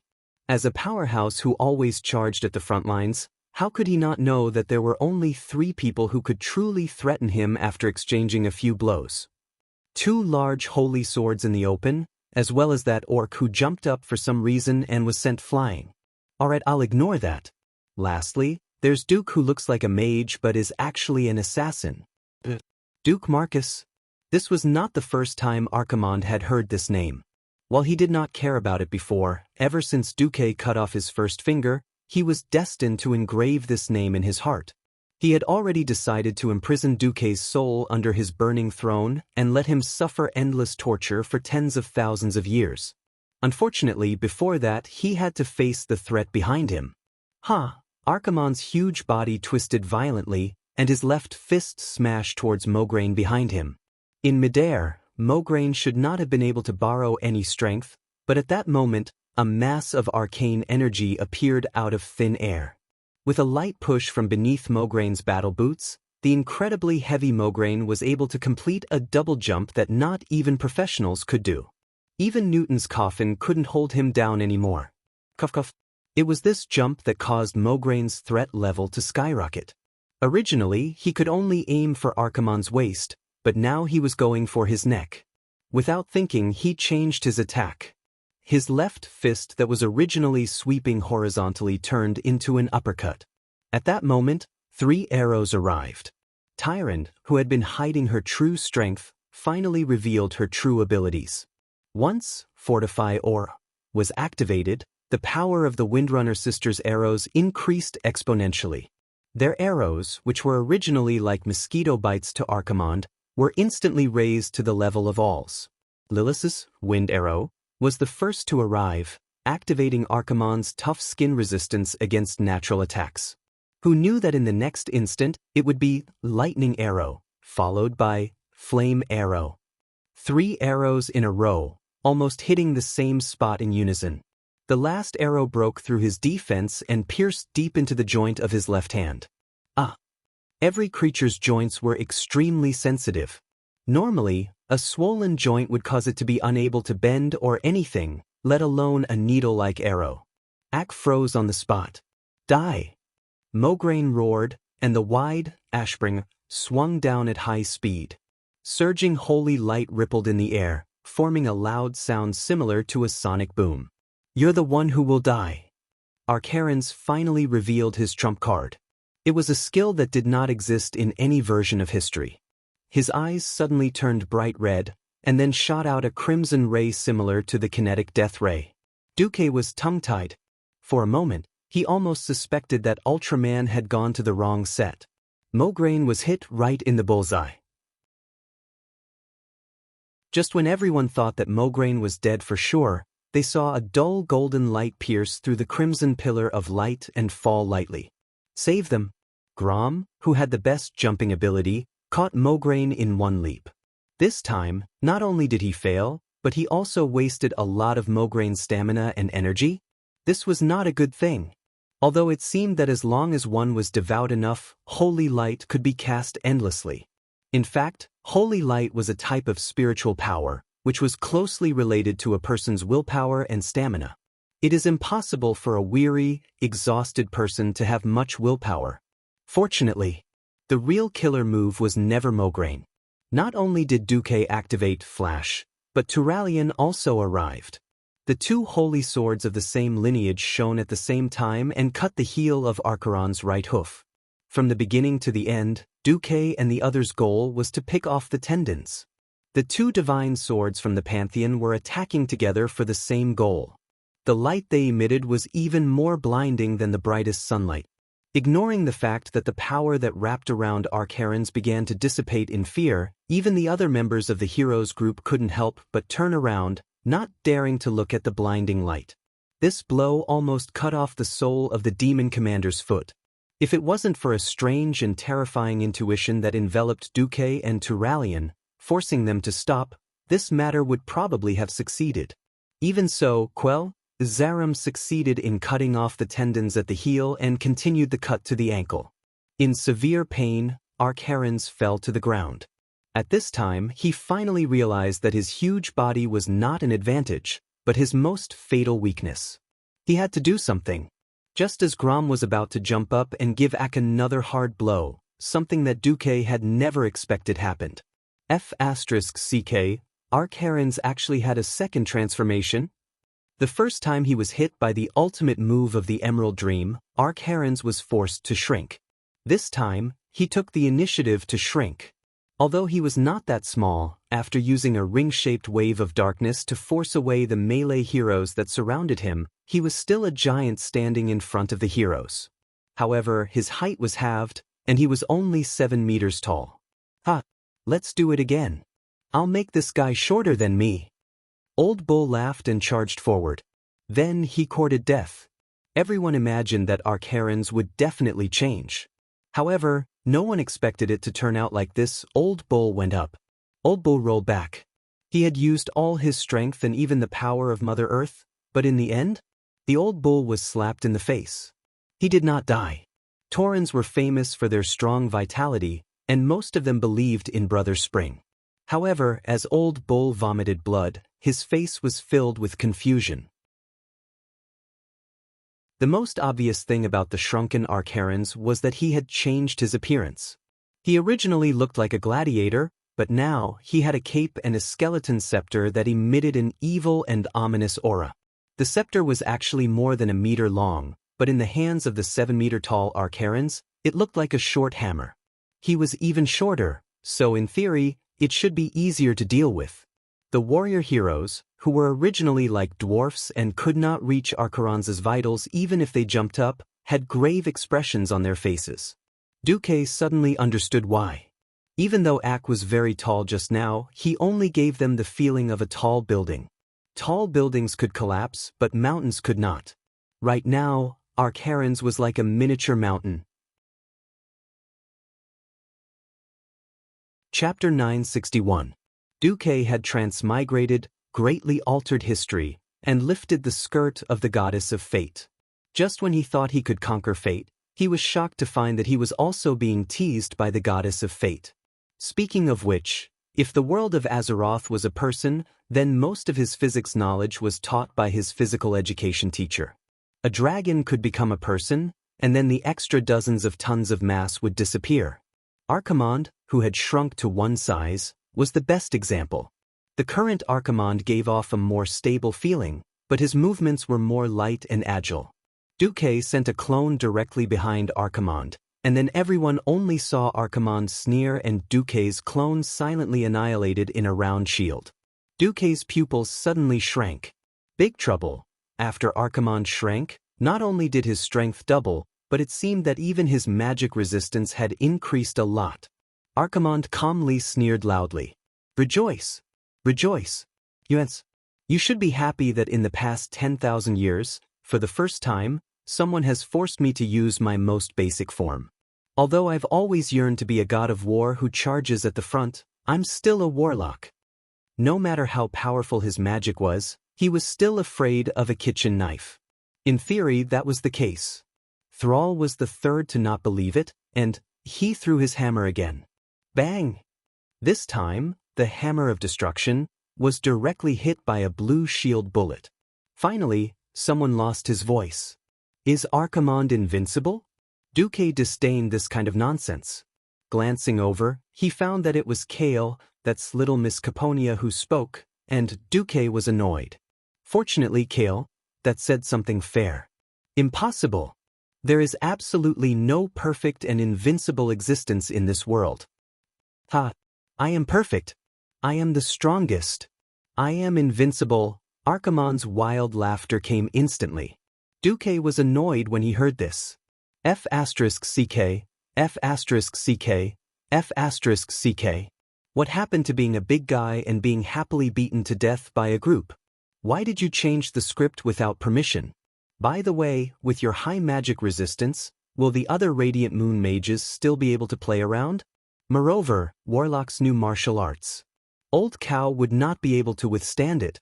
Duque secretly ordered in his mind, System, analyze the weakness. 3 seconds later, Duque suddenly laughed shamelessly.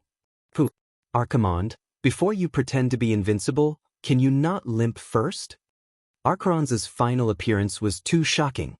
As soon as he appeared, he sent Old Cow flying and even melted Duque's clone. This shocked the group of experts. Following Duque's words, everyone suddenly realized that Archerons, who seemed to have greatly strengthened himself, did not heal his own injuries. The broken middle finger was still oozing purplish-blue blood. His right leg, which had a small part of his hoof and a broken hamstring, was still limping. Even though he could use his willpower to ignore the existence of the pain, the faint remnants of golden holy light around the wound seemed to be telling everyone, "This is the target, aim here." He couldn't help but burst into laughter. Ha ha! This is too funny. I've seen bragging, but I've never seen someone so good at bragging. Does the Burning Legion rely on bragging to determine their status? Led by Shorty, who had the least sense of propriety, they started scolding Archimonde in a multilingual manner. Heroes from all walks of life immediately turned into Internet Water Army keyboard warriors, scolding Archimonde until he was black and blue. Just as everyone was laughing wildly, Duque's whisper of the wind sounded in everyone's ears. Everyone, Please pay attention to the color of Archeron's light shield. If I'm not wrong, red is the Hellhound mode, which mainly increases magic resistance. Yellow should be the Doomguard, which increases strength and attack power. Originally, they had to pay the price of blood to try to deal with it, but with Duque's familiarity with warlocks and the system elf's abnormal analysis, Archeron's possible changes were almost impossible to hide. With such amazing information, wouldn't everyone be able to fight the tycoons? Distribute the land. Oh no, it should be fight the boss and distribute the equipment, He. Very quickly, especially the orcs, everyone started to smile with ill intentions. It was as if, like sharks smelling the scent of blood, everyone gathered together again. I, the great Archerons, am really being looked down upon. With that, Ak raised his left hand, and a large meteor rain fell from the sky, crashing onto the ground around him. Not only that, with a sweep of his right hand, a river of flames made of fire of destruction first moved to the left and then to the right, blocking in front of the heroes. Logically speaking, it should be the melee classes dodging, but who would have thought that the melee classes would roar and charge across the river of flames, directly reaching the other side of victory, and start attacking Archimonde with their weapons. It wasn't that they were crazy, but that Malfurion and the other healers were desperately supporting them. Almost every melee hero had the Great Druid's powerful continuous HP recovery spells, Heal, and Rejuvenation. Those who were more seriously injured could even enjoy the more powerful Swift Heal, or Life Bloom. What? Archerons couldn't hide the shock on his face. In the next moment he directly activated Fear. The fear magic that had destroyed countless planets and plunged countless races into despair and nightmares became ineffective after the warriors uniformly activated Furious Fury, which could resist the fear effect. No, it wasn't just the warriors. Benedict also gave Turayan a protection fear barrier. In the past, the scene of everyone being hit by fear and running around like blind flies was gone. At the very least, the three warriors, Cain, Lord Howl, and Thrall, along with Turayan, were chasing Archerons and slashing at him. If it was any other time, everyone would have thought that they had taken the wrong medicine.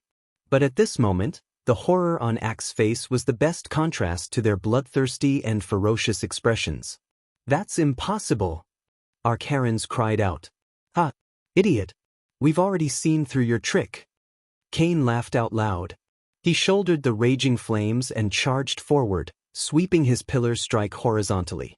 As if to prove how right Old Cow's cheap laughter was, the scene of the disparity in strength seemed to have been reversed. Bang!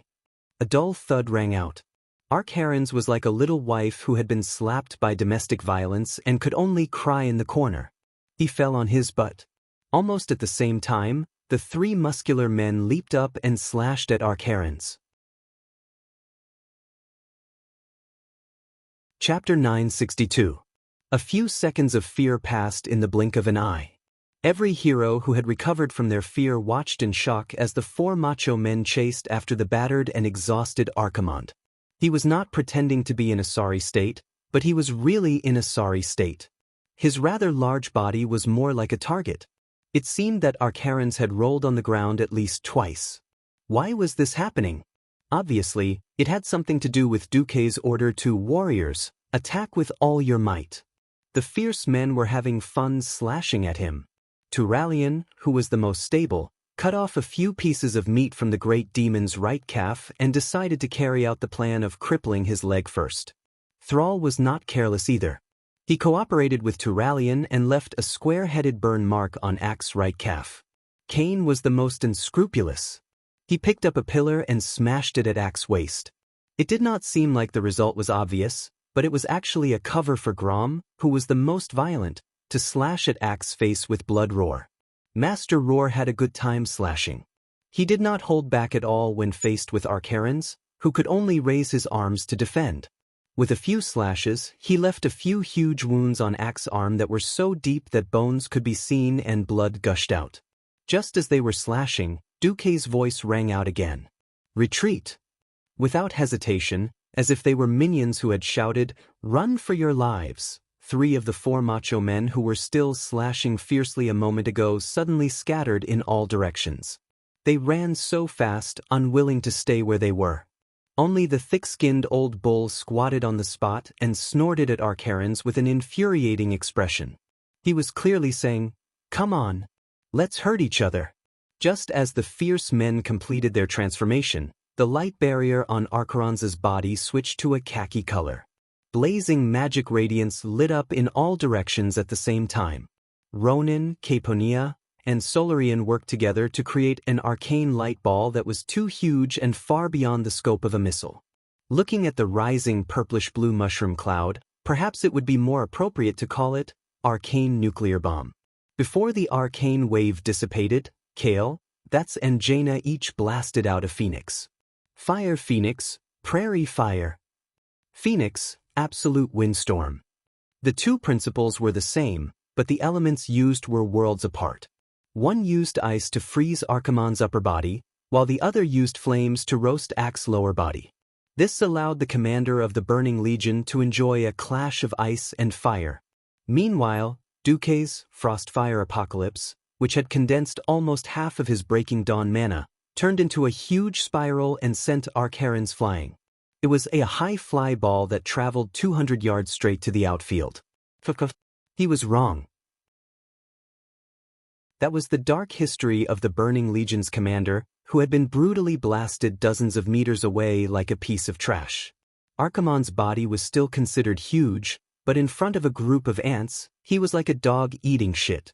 He struggled to get up, only to discover that he was once again surrounded by the ants he had looked down upon half an hour ago. Damn it! Damn it! Damn it! Archimonde had been growing his middle finger, but now he really wished he could grow a few more middle fingers to point at Duque. Archimonde's tragic situation was in stark contrast to the calm smile on Duque's face. Everyone, do you remember? The dark blue shield is for defense in close combat. It's strong in defense and weak in attack. The yellow shield is for strengthening close combat.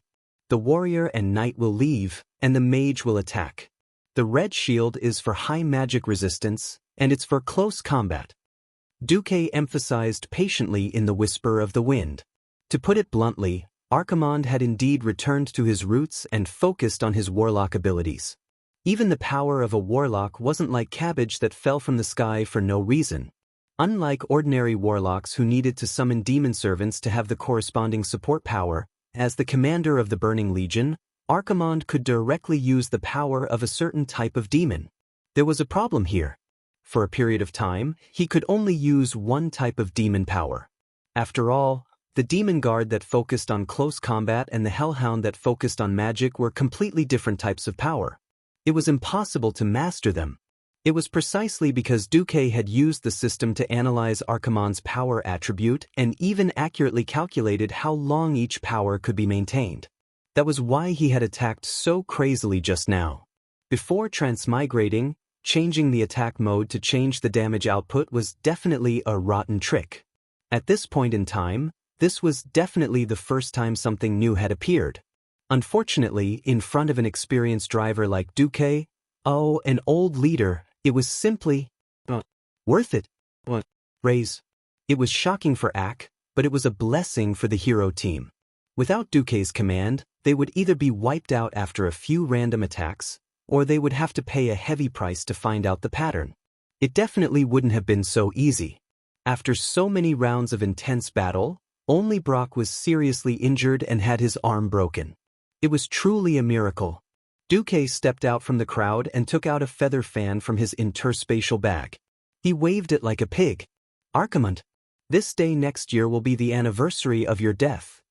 It was extremely pretentious and ket up, but everyone felt relieved when they heard it. You bunch of ants are worse than scum. A big shot was a big shot. He had been defeated like a dog, but he was still very stubborn. However, the next moment, Duque realized that something was wrong. Several experts suddenly touched their chests, intentionally or unintentionally. It was a palpitation of unknown origin, as if something had entered their bodies. No, it might even have entered their souls. However, They knew nothing about this mysterious and strange existence or some evil power. Looking at the system notification, Duque's face turned green. He couldn't help but exclaim, "Curse of misfortune?" Smart, but knowing it doesn't mean you can deal with it. An evil smile appeared on Archimonde's face. Then it was his turn to attack. As the boss of the Burning Legion, there seemed to be no restriction of only being able to use one curse on a target. Curse of Pain, that caused damage. Curse of Weakness, that reduced the target's damage. Curse of Elemental, that reduced the target's resistance to shadow and frost. He gave all the curses that could be used to Old Cow. These weren't the main point. The main point was the Curse of Misfortune, that killed people. The Curse of Misfortune was a curse that had a delayed effect. It was fine if the damage was extremely high. The most terrifying thing was that once someone died under the Curse of Misfortune, an Apocalypse Guard would immediately be born from the dead person's corpse. There were all-powerful experts in the hero domain. Who knew who would die under the real curse and what level of demon would be born? It might not even be rare for a demon lord to be born. Duque's face turned green.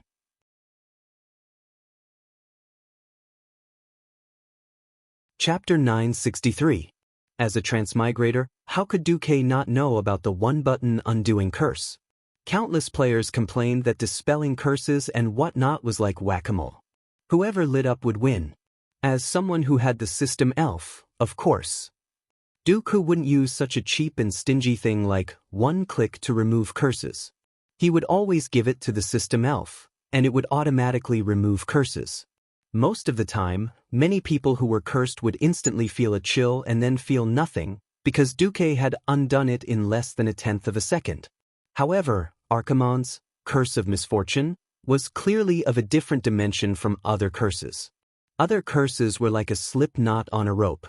As long as the source and target were found, it was very easy to solve. Why was the Curse of Pain painful?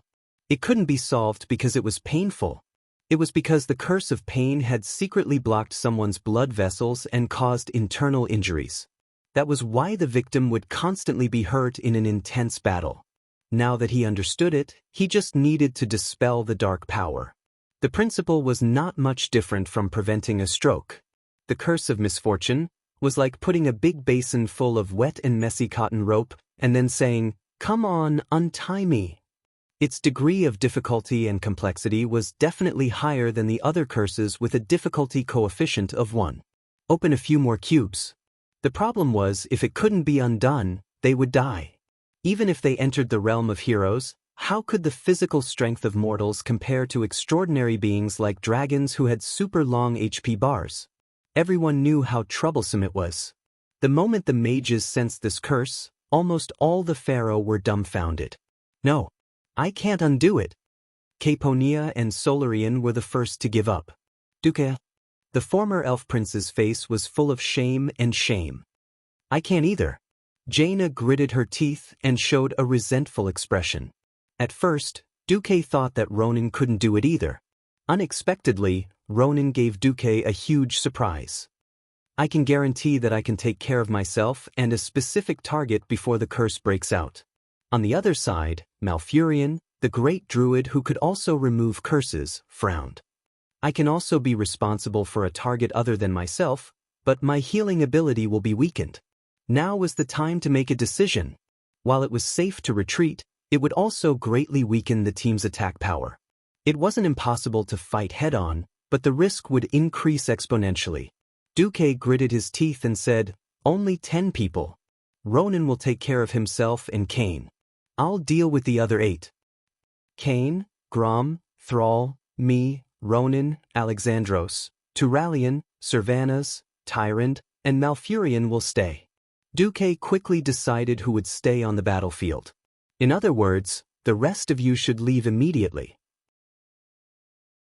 Everyone was eager to participate in Archeron's final kill. Unfortunately, strength was an incomparably cruel dividing line. If you have the ability, then go up. If not, then go down. Shamelessly staying in the team was irresponsible to themselves, their teammates, and even the entire world. Jaina raised her staff and shouted, "Duque, you must win. I'm waiting for you to avenge me. Everyone, let's go and block the mountain entrance. Don't let a single demon in. After Jaina led the slightly weaker champions away, there were suddenly only 10 champions and Archerons left in a radius of 1,000 meters. No. It shouldn't be like this. It can't be like this. Archerons had many tricks up his sleeves, but Duque was too experienced.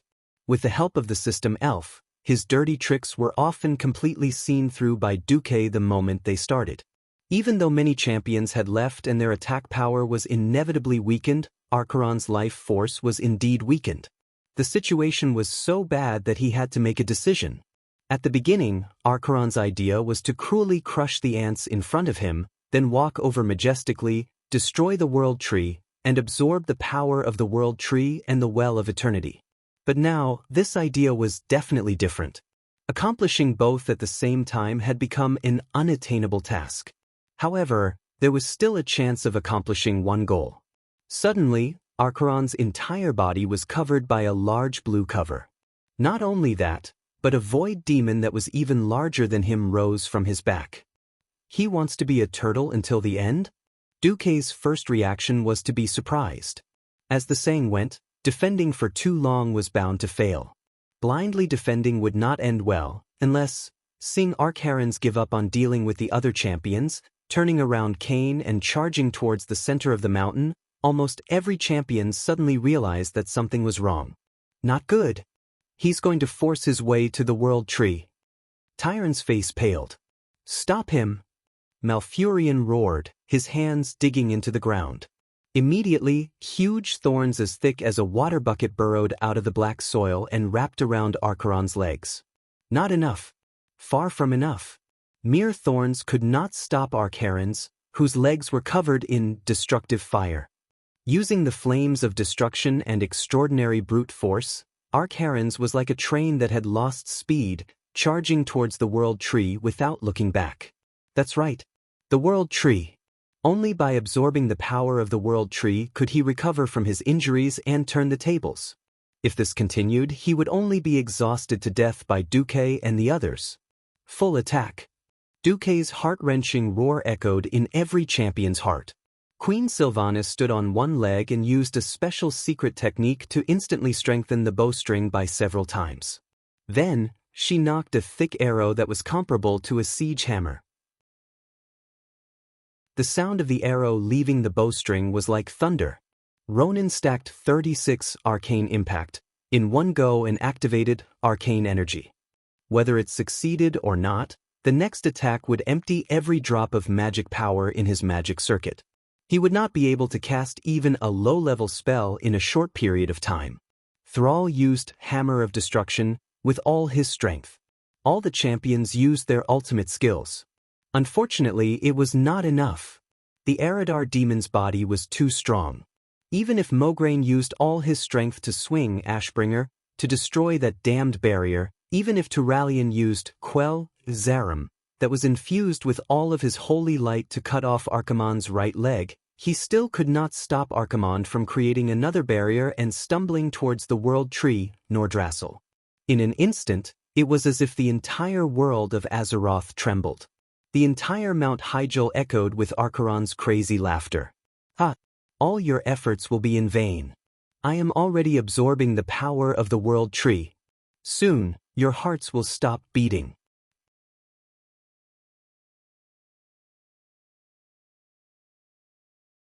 Chapter 964. Stop him! Malfurion let out a desperate roar. Once the power of the World Tree is absorbed, it will reverse and release Breath of Destruction. Weaken him, or we won't be able to use our last resort. The great druid didn't have time to explain what Breath of Destruction was, but it didn't sound like anything good. Far away, all the lesser elves on Mount Hyjal and even the surrounding areas were alarmed. Gorgeous light balls began to fly toward the World Tree at high speed. Those light balls were the most basic unit of the Night Elves, Lesser Elves. They were the craftsmen of the Night Elves who could help the elves collect wood and other resources. At the same time, they were also the final form of the Night Elves after their souls returned to the earth. There was no time to investigate the legend of the Lesser Elves. However, what was certain was that if Archimonde's vitality did not fall below the lower limit, these lesser elves in soul form would only be courting death if they rushed over and self-destructed. They would probably be forced to fall in an instant and then be made into materials for soul retribution. Stop him! Mograine slashed out with Ashbringer for the last time. Then he knelt down on the ground, panting heavily. For an old soldier who was approaching the age of 60, he was no longer young. Ashbringer, which seemed to be infinitely powerful and could blast the Calamity soldiers into pieces, was a typical holy artifact. However, using such a powerful weapon also required physical strength and mental strength. After squeezing out all the strength in his body, he slashed out a brilliant golden crescent. This golden crescent slashed over, but Archimonde dodged it the moment before it hit. An incomparably thick right leg fell to the ground. However, Archimonde really didn't know what kind of talent he had. He was actually climbing up with 2 arms and 1 leg.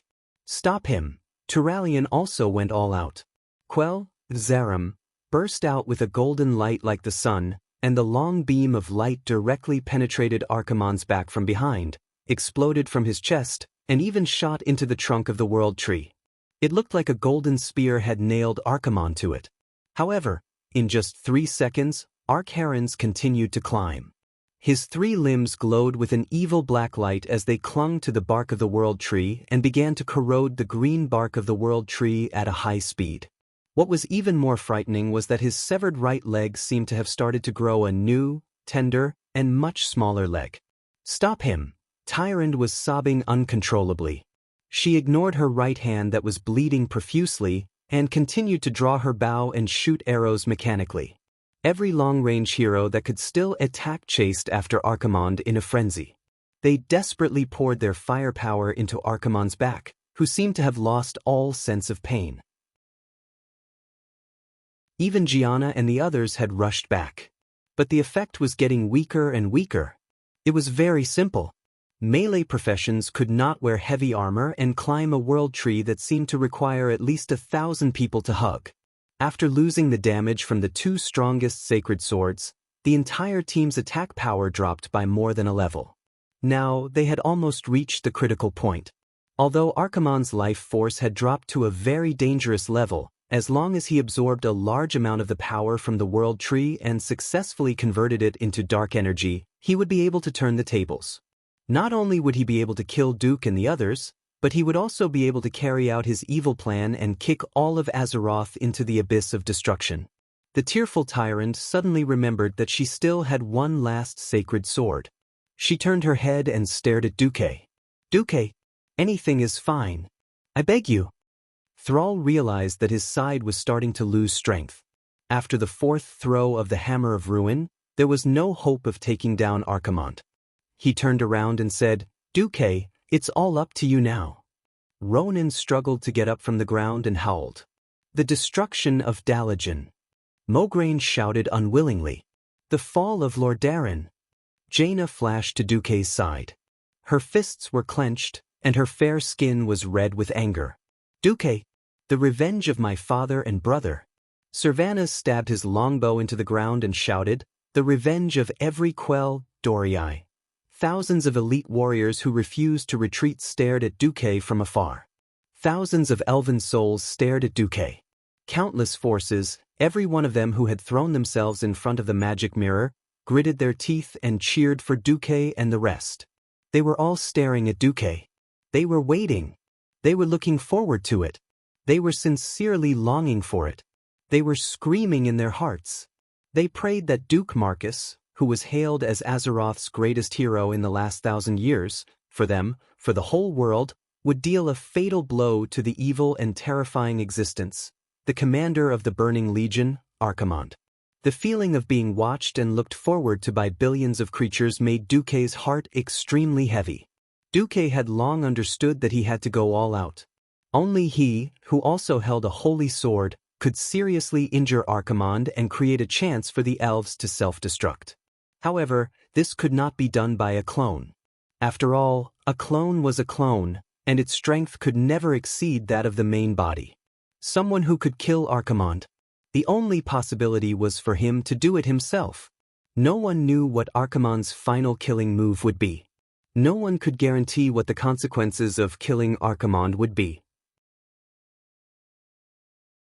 There were only two paths in front of Duque. Either he missed the opportunity and became the sinner of all of Azeroth, or he became a hero for 10 seconds. Duque smiled. He smiled casually. That bright and clear smile was aimed at Jaina, at Sylvanas, at every lover who was watching him silently from afar, and at everyone who trusted him and entrusted their last hope to him. "I'm going." There was a soft sound. It was also a sound that seemed as light as a feather, but it made countless women fall in love with him. Duque's figure instantly turned into a stream of light, and when he appeared again, he was already under the tree. "Grom," the same calm voice called out, allowing the orc god of war to completely understand what Duque was thinking about. The burly figure was the first to leap onto Kane's totem pole. Kane used the last of his strength to hit Grom high up into the air like a flying ball. That was the highest jump Grom Hellscream had ever made. Chapter 965. An arrow pierced through the clouds, and an army of thousands came to meet. At this moment, Lord Howl was more than an army of thousands. That aura of choosing people to devour. That earth-shattering roar. That blood howl that turned the tide of the battle. All of them were Archimonde's death warrant. In order to deal with the long-range bombardment of the heroes, Axebody's resistance had already switched to a high magic resistant state. Grom's unexpected leap into the air caused Archimonde to panic. Gritting his teeth, Ak roared, "Hand of Death." In theory, the effect of Hand of Death was to kill all targets within 30 meters. Unfortunately, Archimonde was too weak. He had been injured repeatedly, and most of his magic power had been diverted to the protective shield. Hand of Death, which was supposed to kill Grom instantly, landed on his chest with a loud bang. The orc god of war, who had extremely high HP, took the hit head-on. Then, the scarlet long-handled axe drew a dazzling blood-red crescent in the air. The tip of the crescent was Archimonde's neck. With a scream, blood splattered everywhere. Half of Archimonde's neck was cut off from his body.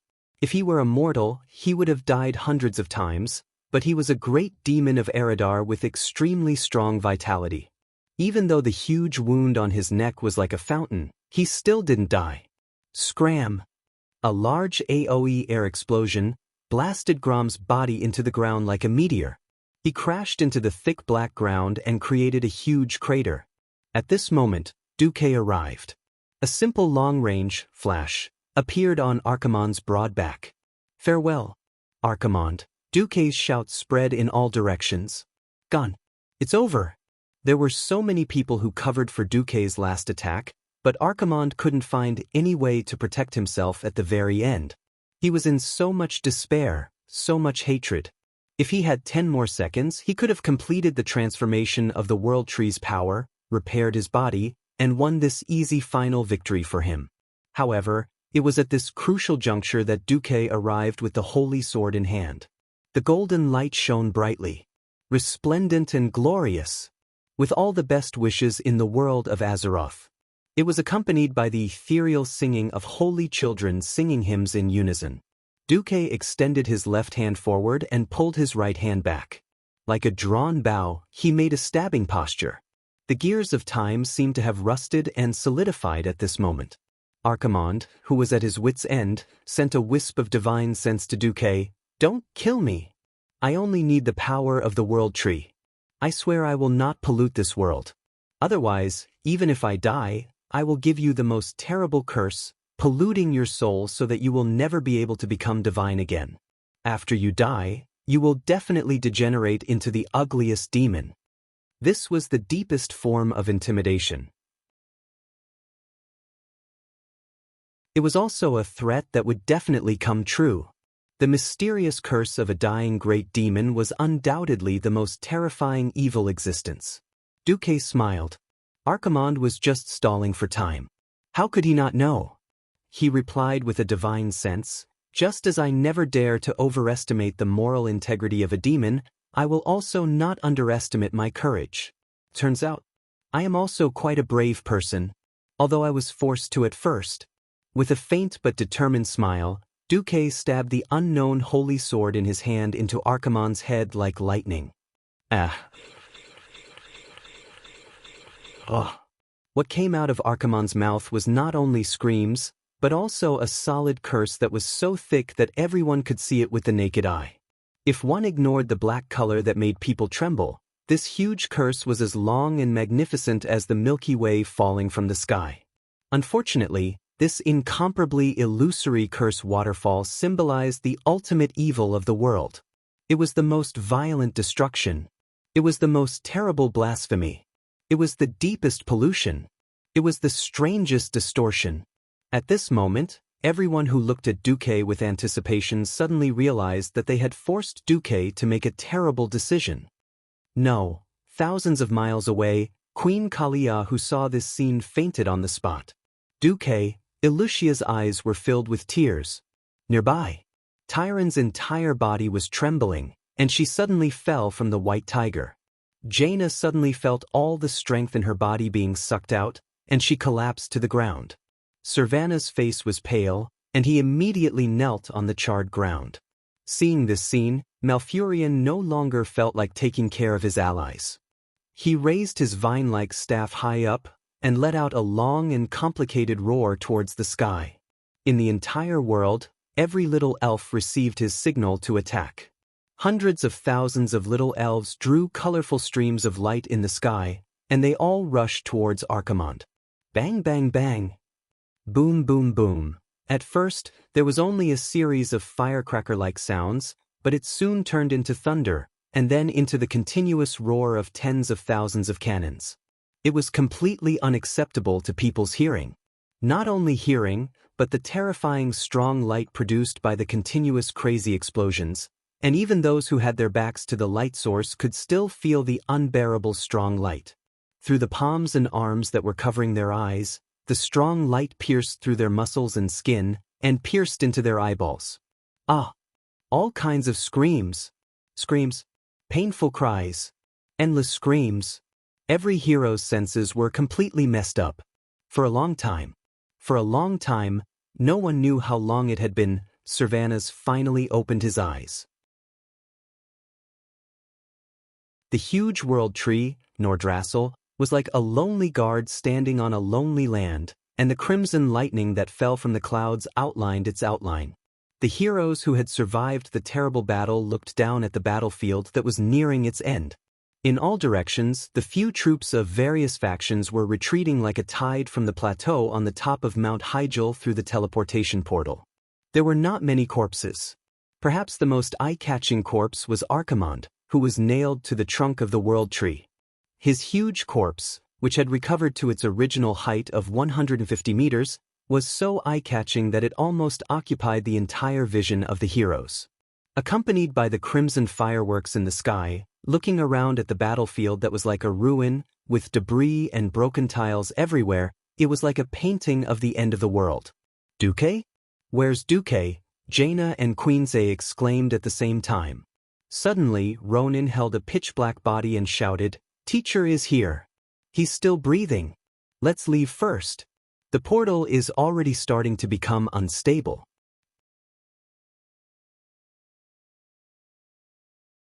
Chapter 966. Without any explanation, two strong arms picked up the two queens and plunged into the teleportation gate. The next moment, hundreds of miles away, the once huge and lush world tree's crown could be clearly seen shining brightly. After a violent tremor, the entire mountaintop exploded. Then, a terrifying shock wave and dazzling fire swept through the entire Mount Hyjal like a huge wave that could destroy the world. All signs of life were swept away by the wave of destruction at this moment. The night elves who had already taken refuge watched blankly as the home they had lived in for nearly 10,000 years was destroyed in this world-shaking explosion. Woo-woo, woo-woo. Countless elves knelt on the ground and prayed, wailing loudly. At the same time, in the wizard tower of Theramore Harbor, there was also a loud cry. "Damn it! I asked you to see if you could do anything, not to sacrifice yourself." Jaina knelt in front of the bed, tears streaming down her face. Servanas also knelt, his hands clasping the palm of the black figure on the bed. He pursed his lips tightly and did not say a word, his body trembling non-stop. The grief of the two queens was clearly expressed. In order to defeat Archimonde and his main force of the Burning Legion, the Alliance paid a heavy price. At this moment, in Faramore Harbor, almost every piece of green grass was neatly placed with corpses. Those who slept here were the familiar faces of the living who stood where they were in the past. Although each of them had written their wills and were prepared to accept their sacrifice before coming here, and this battle had ended in victory as well, proving that all their previous efforts were absolutely meaningful. But compared to such a victory, they would rather die in battle with their companions on Mount Hyjal, and not taste the suffocating despair that came from the Mage Tower. In order to kill Archimonde, the commander of the Burning Legion, their most respected hero of the Alliance, Duke Marcus, also suffered the most terrifying backlash when he killed this super big demon. An unknown and terrifying death curse had filled his entire body with the most evil and dark power. Since the invasion of the orcs, they did not enjoy many years of peace, and the Burning Legion also came. Everyone said that the test for Azeroth was yet to come. If they lost a powerful leader like Duque at this time, no one knew what would happen next. Would the Alliance disband? Would the world come to the brink of destruction? All of the soldiers experienced the feeling of fear, worry, and helplessness towards the future after victory. It was as if they harbored a thirst for military achievements and hope in life, but were immediately seriously injured and on the verge of death as soon as they stepped onto the battlefield. They had no choice but to face the cruel reality of having their dreams shattered. It was a terrifying feeling, as if all future prospects were about to be destroyed. On top of the Mage Tower, Turalyon, who was holding Quell Zerum tightly, had tears streaming down his face. Similarly, Mograine, who was holding Ashspring by the window, had a similar expression on his face. As comrades who had worked with Duque for more than a decade, they knew better than anyone else how important Duque was in pushing the Alliance forward. Not to mention that Duque had a close relationship with the three queens. In the current Alliance, apart from Magni, there was not a single king from the previous generation left. In this political arena where political capital and achievements were the most important, there was no one who could replace Duque, not even temporarily. If they lost Duque here, it would definitely be a heavy blow to the Alliance's politics, economy, and military. It might be better if Duque died in battle, but what they feared the most was that Duque would fall like Prince Arthas. That would be the nightmare of the Alliance and even the entire world of Azeroth. A leader who understood the Alliance and even the Horde the best, who had wisdom far above others, had fallen into the Burning Legion's sharpest claws. Just thinking about it made Turalyon and Magni shiver. Looking at Duque, who was entangled by the dark aura and his body twitching, Jaina's tear-stained face looked as if she had been stabbed. She turned her head and questioned Benedict, Riadaline, and all the clerics, "Can't you do anything to find a way to get rid of the dark power in Duque's body?" None of the clerics dared to respond to Queen Kurtiraz's anger immediately. At this time, Queen Sylvanas pressed the back of Jaina's hand with one hand. "Enough. Didn't they say it before? It's useless to blame them. Duque's magic circuit is too fragile. This is the result of suddenly being invaded by dark power when Duque used up his magic power. Forcibly injecting external holy light will only cause every inch of Duque's magic circuit to collapse and explode." Could it be? Could it be? Jaina was about to lose control of her emotions. Are we just going to watch Duque die like this? Only silence answered her. At this time, Vanessa suddenly knocked on the door. Her face was also tear-stained. Several representatives of the Horde are outside Faramore. They want to see Master Marcus. Jaina was completely out of control. What are those cruel orcs doing here at this time? Do they want to see if Duque is dead, and then take the opportunity to defeat the Alliance? Mograine gently pressed on Jaina's shoulder and shook his head. "My old brother Theon once said, I've seen the dirtiest humans, but I've also seen the greatest orcs. So, glory has no borders." Jaina fell silent. Turalyon nodded to Vanessa. "Let them come up." Not long after, Thrall, Grom, Wajin, Kane, and several other Horde leaders came up. Cain was too big, so he could only stay under the mage tower.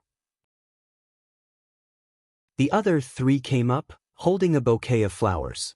Although the flowers did not match the burly and violent appearance of the orcs, everyone still felt a trace of warmth. Thrall spoke directly in the standard human language. I know that we may not be welcome, but this time, we have nothing to do with our position. It is purely to express our respect for a great hero. Perhaps one day the Alliance and the Horde will go to war again. Even so, I hope to see a healthy and powerful Duke Marcus on the battlefield, rather than hiding in a dark corner and rejoicing that a strong enemy has left. Thrall was so open and aboveboard that several paladins silently bowed slightly to Thrall to show their respect. Sylvanas and Jaina stood up together and also bowed to Thrall. Finally, it was Queen Sylvanas who spoke. Thank you for your visit. This cooperation between the Alliance, the Horde, and the Night Elves was single-handedly facilitated by Duque on the Alliance's side.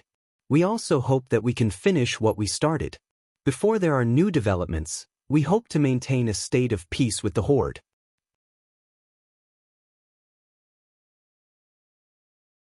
Chapter 967. Duque felt very uncomfortable. His entire body was holding on. That terrible feeling was like forcing an ordinary person who liked to eat vegetarian food to participate in a eating contest and make him swallow 100 hot dogs in one go. What was worse was that it was an expired hot dog. The dark forces kept tearing at Duque's soul. They used all kinds of words and all kinds of scenes to tempt Duque. Destroy. Destroy. Destroy everything that you don't like. Possess. Occupy everything that you like the most. Countless thoughts attacked Duque's soul. They forced Duque to vent again and again, to release the negative emotions in the depths of his soul. Normally, if Duque was an ordinary native of Azeroth, unless he was a saint like Uther, he would have fallen long ago. Because the terrifying curse forced Duque to destroy 100 worlds, 1,000 castles, and occupy 10,000 beauties. Fortunately, transmigrators had their own way of releasing pressure. It was a unique virtual space in Azeroth. Ha! I'm the master of my world. Duque laughed loudly as he created 100 worlds in SimCity. Then he summoned natural disasters, either flooding or burning them, destroying the 100 worlds. Just castles, be destroyed under my iron hooves. Duque laughed maniacally as he wantonly raided houses in Exile Conan, destroying the 1,000 castles that foreigners had painstakingly built. Teachers, submit to Duque's godly sword. Wah! Duque laughed sinisterly as he immersed himself in the 10-terabyte action movies that he had watched before. He wreaked havoc and fought with the teachers over and over again. After completing all the requirements, Duque suddenly woke up. His head was very heavy. His eyelids were very heavy. Even so, Duque still felt that his hands were tightly held by a pair of warm and soft hands. He's awake. He's really awake? Everyone, be careful. The surroundings were in a state of chaos. Duque slowly opened his eyelids and saw 2 beautiful faces with tears in their eyes. Then, the rest of the passers-by like Turalian and Thrall were all ignored by Duque. *CK. I actually changed from a European commander to an African chief. Duque said something that no one understood the moment he opened his mouth. Duque didn't expect anyone to understand his self-deprecating way of saying that he had fallen from a lucky star to an unlucky ghost. But I don't feel comfortable if I don't complain. For some reason, Duque's strange way of speaking made the holy knights at the side heave a sigh of relief. Holy light above, Duque, I truly admire you. You've been corrupted by the power of darkness, yet you're still able to maintain your consciousness. Mograine placed the large ashspring beside his hand. Turalian, on the other hand, was in a dilemma. His rationality told him to remain vigilant. After all, the fall could happen in an instant. Perhaps the fallen Duque still retained his cunning, and this was purely to numb people. What was interesting was that apart from him, everyone chose to believe that Duque had survived. Even the leaders of the tribe heaved a long sigh of relief. What? Duque is awake? Cain, who was more than 4 meters tall and had a huge body, actually shamelessly climbed up the stairs to the highest floor of the mage tower when he heard the commotion. He stuck half his head out of the door and kept looking. "Duque, are you all right?" The tear ducts of the two queens were too developed. Their tears flowed endlessly like a broken dam. "How can I be all right? Wait a moment, let me see if I can examine myself." Duque sighed and summoned the system elf. "Hey, system elf, if you're not dead, let out a grunt." Duque was speechless. Help me examine my body? Host, I've already finished my examination. You're currently in a shadow form that can't be switched." "Huh. Wait, wasn't I cursed?" "If you're talking about Archimonde's curse before he died, then it should be a very high priority and compulsive mental suggestion. By asking you to complete a specified depravity event, it will cause your mind to naturally distort. However, you've already completed all the compulsive requirements with the virtual reality simulation. Now, according to my assessment, your mental health is at 60%. So I've lost 40%. Duque secretly sighed. "No, host, you've only lost 15% of your mental health because of the curse. By the way, before you came to Azeroth, the host's mental health index was 55%. Wait, something's wrong." Duque wanted to shut the system elf up, but it was too late. "Before the host came to Azeroth, you were just a young man who failed many subjects and almost had to repeat a year in his first year. Then, your heart was filled with dissatisfaction with the status quo and a strong desire for the opposite sex. After you came to Azeroth, as the host's social status increased and you received love from the opposite sex, your mental health index peaked at 80%. Host, your mental health peaked at 80%. Before today's battle, it was 75%. It's dirty." "Shut up." Duque's face darkened. All right, he was completely black now, so he couldn't tell. The system elf obediently fell silent. After a while, Duque said, "Tell me the possible solution." The next moment, Duque's consciousness returned to reality. Duque said slowly, "Where's my holy sword?" "Here." Vanessa hurriedly handed over the slender holy sword. Looking at the once unknown holy sword, Duque was suddenly speechless. For some reason, most divine weapons in Azeroth had long, human-like names, such as Azeroth's dual blades, or Atish, the legendary staff of the Guardian. He had always been vexed. Why didn't his divine weapon have a name? Only later did he realize that divine weapons had to awaken their true names. According to the system elf, when you truly merged with the will of the divine weapon, the most realistic image in your mind and that name would automatically become the name of the new divine weapon. In the end, what did Duke, who had a sword in one hand and a staff in the other, think of when he killed Ak? Once upon a time, in the epic fantasy movie The Lord of the Rings, there was a powerful mage who did not know any spells at all. He only had the illuminating spell, and the rest of his talents were all dual wield, berserk, and other messy talent skills. He also held a staff in his left hand and a sword in his right, sweeping through thousands of orcs without panting. That's right, he was the famous white-robed sword sage Gandalf. In the end, the moment Duque killed Archimonde, he thought of Mr. Dry Tofu. Alright, something had happened. Duque picked up the slender holy sword sage, and there were a few words written on it. Gandalf, the legendary sword of the white-robed sword sage. Duque almost spat out a mouthful of ketchup.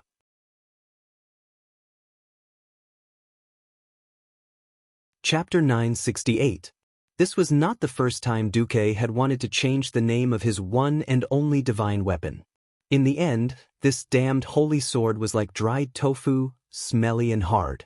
It only recognized itself as dried tofu and ignored everything else. Alright, Duque gave in. If worst comes to worst, I'll just find a better divine weapon in the future and replace you. In the next second, when Duque silently recited the full name of the holy sword, everyone suddenly discovered that the long blade had turned into a translucent illusory form. This is... Servana's tear-stained face was full of astonishment. I have to do my best. I believe that light and darkness can be changed in this world. Since Arthas was able to fall from a glorious holy knight to the most evil death knight, I believe that I can also overcome the power of darkness in my body and change myself back to the side of light. Duque's sonorous and forceful words caused everyone in the room to freeze in shock and admiration. Duque faced the left. Turalyon, I know that you are the most rational of all of us. Now, I need you to be rational. So, please place Quell Zerum on my neck. If things go wrong, you can chop off my head. Turalyon's facial muscles kept twitching and trembling. He really wanted to curse at Duque for giving him such a cruel task. Even if they were once the best of comrades and friends, Turalyon still felt a deep pain when he had to personally play the double role of monitor and executioner. In the end, thousands of words turned into an incomparably heavy nod. On the other side, Servanas gently took out a dagger that she always carried with her. She placed the sharp blade against her throat. Duque, if you fail, I'll accompany you. Company. These 3 words sounded soft, but they contained a deep love. Everyone in the room was visibly moved by his words. Without needing to say anything, Jaina condensed a similarly sharp icicle and calmly pressed it against her own throat. The 2 queens calmly smiled at Duque. The breeze that blew in from the window made their golden hair flutter, as if saying that as long as Duque could not turn the light in his body into the same color as their hair, then tragedy would be the only ending. Please move back to the wall. Everyone did as they were told. Everyone's gaze froze, and even their hearts seemed to have stopped beating. Everyone held their breath and watched as Duque smiled faintly as he pierced his own chest with the divine sword, whose blade had already turned completely illusory. There was no splatter of blood. However, there was an even more intense reaction. It was like a drop of water in a pot of boiling oil. In an instant, Duque's entire body was boiling. What unfolded before the eyes of the powerhouses was definitely a wondrous scene. Duque's entire body seemed to have turned into a large fountain cluster.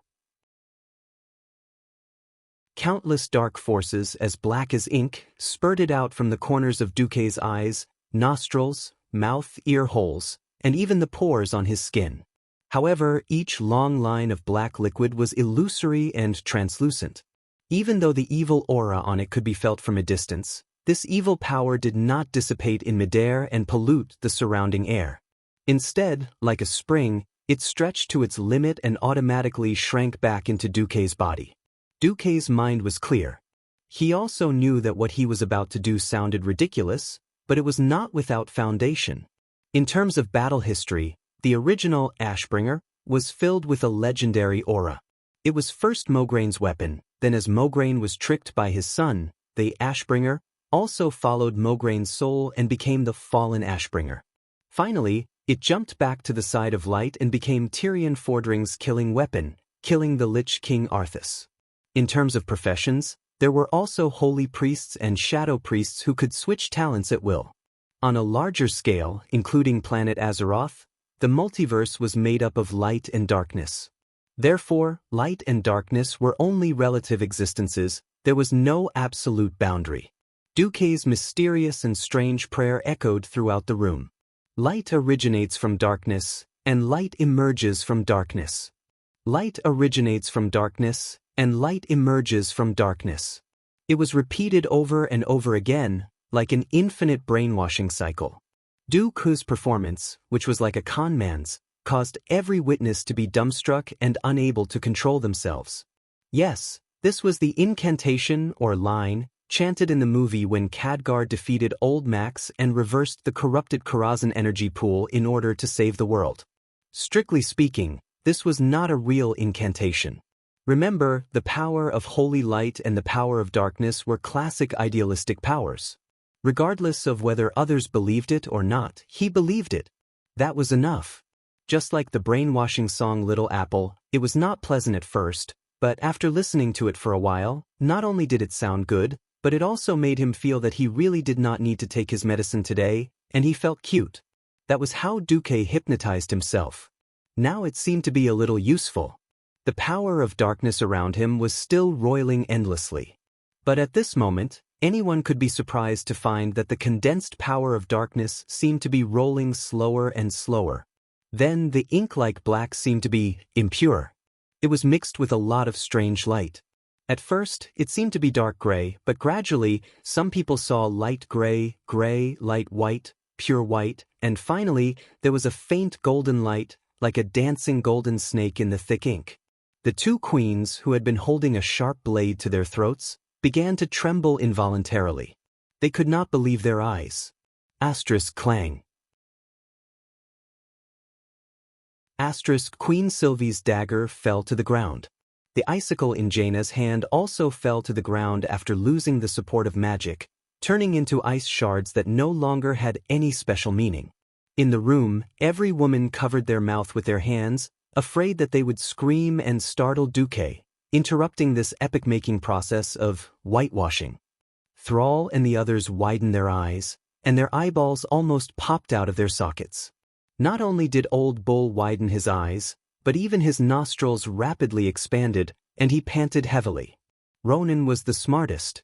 Even though he was as excited as the others, he did not forget his original intention and quickly put up a protective barrier, trying to block the outside world as much as possible. The golden light increased and became more and more intense. After a short 10 breaths, the golden light suddenly shone, and even outside the mage tower, a huge golden pillar of light shot into the sky. A golden Duque that seemed to be made of pure gold appeared in front of all the experts.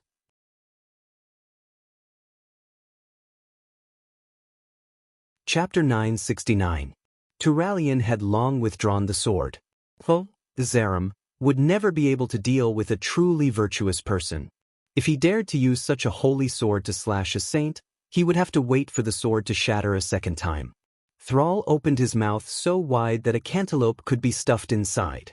Grom's unscrupulous mouth even accidentally dripped saliva. It couldn't be helped. The beastman's fangs were too long, and it was easy for saliva to drip out. But no one was offended, because most of them were just as unsightly. Vanessa was crying so hard that she looked like a cat with snot running out of her nose. Servanas and Jaina had unknowingly hugged each other. Their beautiful faces were tightly pressed together, and their tears were flowing together. It was impossible to tell whose tears they belonged to. In any case, all four eyes were fixed in Duke's direction, and they did not even blink, unwilling to miss out on any changes in the slightest. Even in the face of strong light, only Jaina used magic to create 2 black lenses in front of her eyes. When the dazzling golden light gradually faded, Duque pulled out the illusory holy sword from his chest again. His body turned from a 1,000-watt light bulb to the color of a normal person. At this time, almost all the powerhouses present heaved a sigh of relief. It seemed that Duque had escaped the fall. "Duque, are you all right?" The two queens asked in unison as they stretched out their hands. For jade-like hands seemed to be caressing Duque's body wantonly. It was as if they wanted to see if a certain part of Duque's body had demonized. Duque smiled bitterly and sighed. "Generally, I'm fine." This time, a long sigh of relief rang out in the large room. "Congratulations. I knew you could create miracles." If not for the 2 more noble queens in front, Mograine would have rushed up to give Duque a bear hug. "If possible, tell me how you returned from the darkness to the light." Actually, Duque didn't seem to know how to start, but he still chose to say it directly. "Alexandros, after all, that is the power of Archimond, the commander of the Burning Legion. It's not that easy to get rid of." This. Mograine was stunned. Everyone's hearts were in their throats again. Duque sighed. "I'd better demonstrate it for you." After saying that, Duque's palm glowed with a holy light. Benedict was stunned. "Is this a healing spell?" That's right. It was a healing spell. Although it was a low-level healing spell, Duque managed to cast a low-level healing spell in the next second. The holy radiance shone on Jaina's finger, and the long wound that was scratched by the sharp icicle began to heal at a speed visible to the naked eye. "That's impossible. Duque, aren't you a mage?" Kale, that was a little confused. Duque didn't say anything. This time, he turned to cast his spell on Turalian. This was a more advanced, quick heal spell. The holy light fell on Turalian's head, and he could clearly feel that it was the purest holy light. He just didn't know why the holy light was golden in the air, but it turned green when it reached his head. Well, don't worry about these details. Everyone's attention fell on Duque. Near the gate, Mograine's adopted daughter, Sally Whitemane, had her hands crossed in front of her chest. She was a little excited and a little confused as she asked, "Lord Marcus has become a holy priest?" Duque smiled bitterly. "If only it were that simple. What I'm going to do next is controllable. Please don't get excited and don't cut me." Someone swallowed. Duque transformed magnificently. In less than half a second, the holy radiance surrounding him faded away, turning into a dark color as deep as the night. At this moment, Duque became the first shadow priest in the history of Azeroth, or shadow priest for short. What he used was the shadow form of a shadow priest, which could increase shadow damage and weaken the physical damage he received. "Duque, this is..." Turalyon was also stunned. Just like 15 years ago, when the profession of warlock was first introduced to Azeroth. 10 years ago, many Dalajan wizards who couldn't continue on the path of wizards turned to warlocks who used dark power. "I seem to have opened up a new talent for priests, shadow." Turalyon's face was full of embarrassment. "How about it? Do you want to try the attack of a shadow priest? I'll be gentle." Curiosity killed the cat. Turalyon seemed calm and rational, but he was also a curious and sharp person. Just like that, he held up his shield, and his body burst with holy light. He said in a deep voice, "I'm ready." Duque slowly raised his arm, stretched out his index finger, and spat out 4 words. Mental lash. Since it was a mental attack, it naturally had nothing to do with physical defense.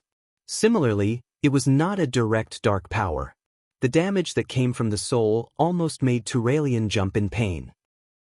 Stop now." Duque smiled and stopped. Then, under everyone's gaze, he changed his talent again and became a holy priest. The crowd was speechless. "All right, now I have light and darkness coexisting in my body.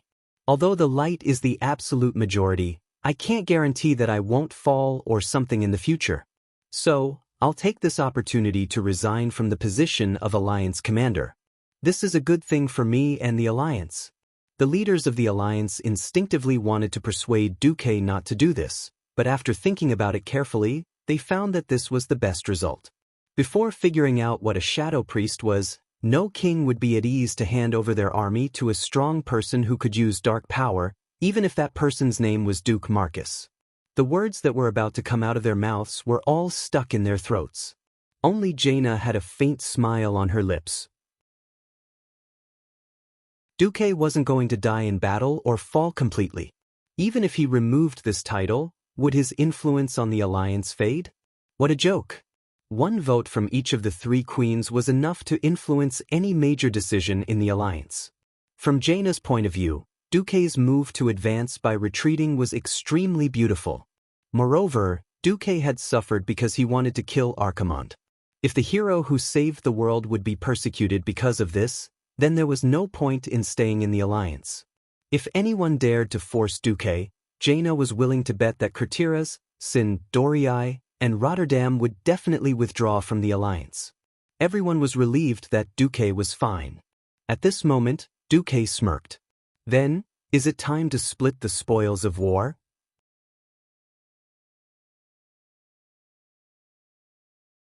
Chapter 970. Gianna elegantly took out 2 clean handkerchiefs and handed one to Servanas.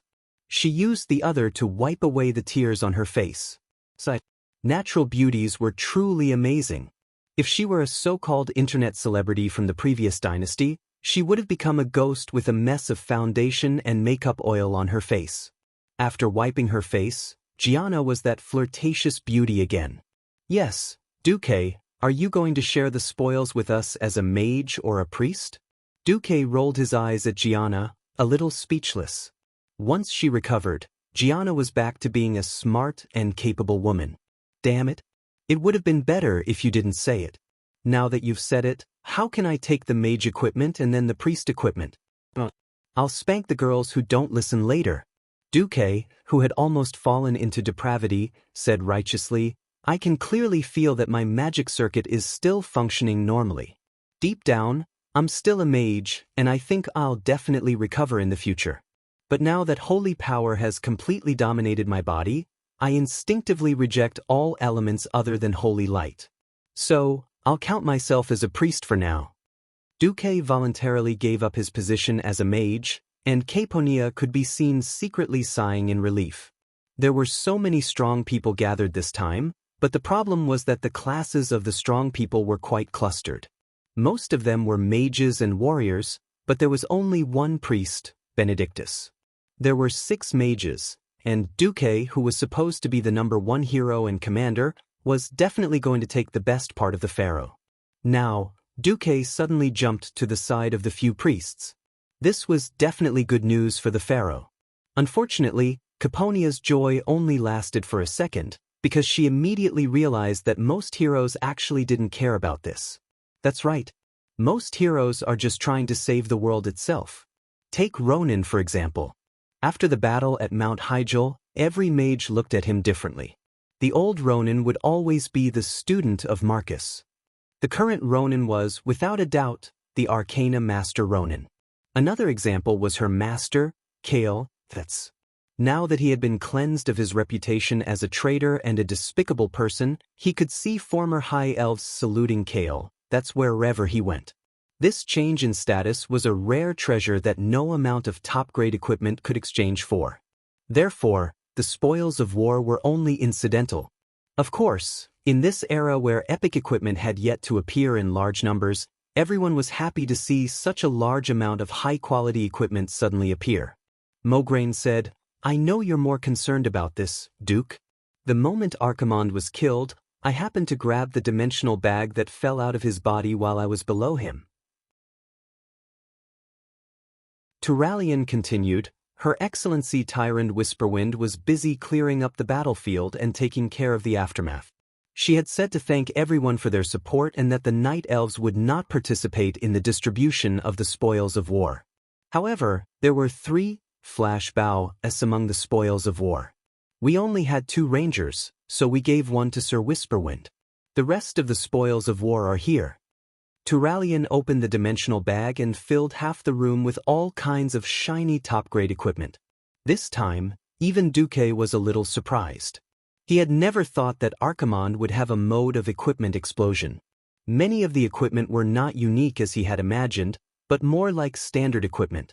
For example, the Windrunner sisters were not only playing with a flash bow, but also a feverish pursuit chainmail. Grom and Kane were also given a boundless fury leg armor, and the 2 macho men were overjoyed. Sar touched the blade of Cataclysm, which had a yellow base and a straight 2-handed sword, and laughed. "Oh, Brock always complains that he doesn't have a suitable weapon. He'll be able to use this when his arm recovers." Originally, a small exquisite weapon like the Blade of Cataclysm would not have been given to Brock. After all, he was only Sar's guard. However, a bunch of close combat macho men were all tycoons when it came to weapons. The 2 paladins had divine weapons, but Sar and Grom each had their own special weapons. Old Cow liked totem poles, so Brock could only take advantage of it. Moreover, the warrior equipment was basically distributed among the Horde members, so there would be no conflict. The competition among the mages was the fiercest.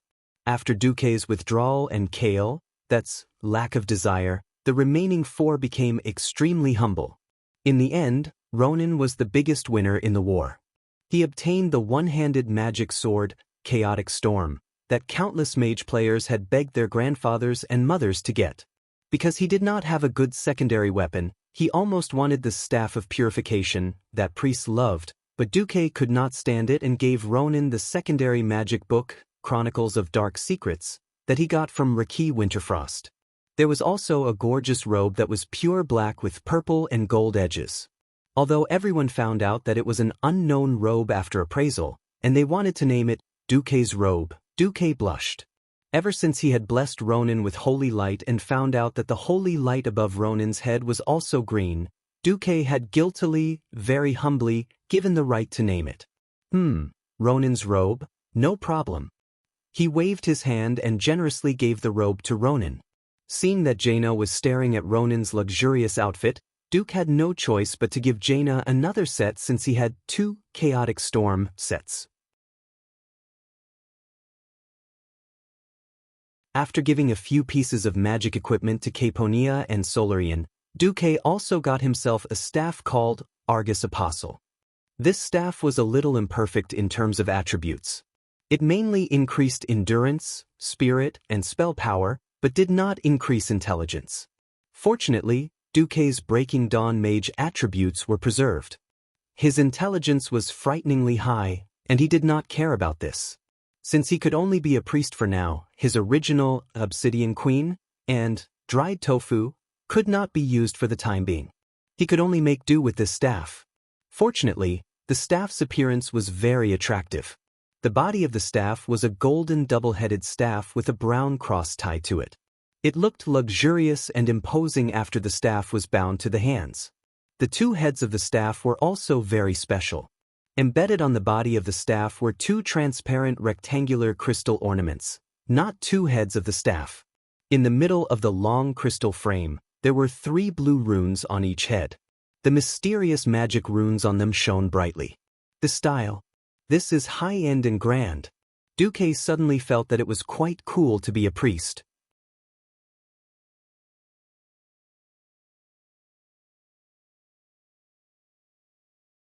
Chapter 971. Duque was very kind. Except for the times when he was not kind, he was very kind.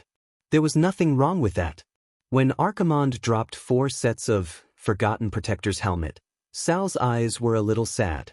Now, even a fool would know that this thing should be the same set as the previous gloves. Of course, the Horde wouldn't know what the effect of the set was. It was just that the Alliance had already forged the Forgotten Protector's gloves, and it was impossible to reforge it again. Since Archimonde had one, shouldn't they give it to him? At this time, the Alliance and the Horde were in a honeymoon period.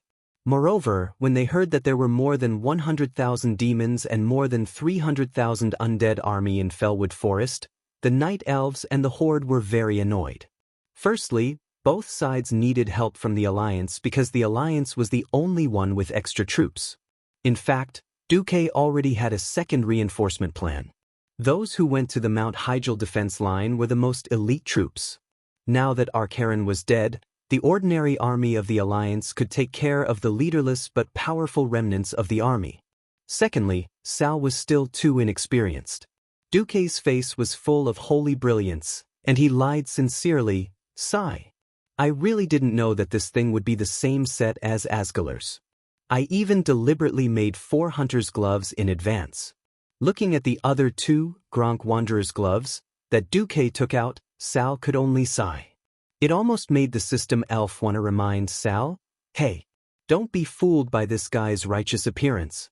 In fact, this guy was a shadow priest who sneaked into the priest team. He was the biggest liar of the Holy Church. In fact, Jaina saw through Duque's little thoughts. The problem was that Jaina in this life was no longer the Virgin Mary who crossed camps. She was a firm anti-orc.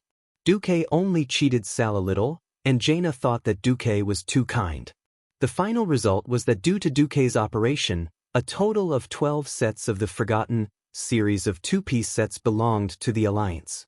The Forgotten Protector series belonged to the 4 Windrunner sisters. The Forgotten Conqueror was divided among Turalian, Mograine, Riadaline, and the priest, Duque. Because Jaina had Smoke Gloves and Chaotic Storm, she chose to give it up. As a result, Ronin, Kale, that's Caponia, and Solarian each got a set of Forgotten Victors. Including the sets, on average, each hero got at least 5 pieces of epic equipment that could only be obtained in the Cavern of Time after 15 years. Because the spoils of war this time were so plentiful and Duke's contributions were too great, a large amount of equipment that the participating heroes didn't need were all distributed to Duke for him to use.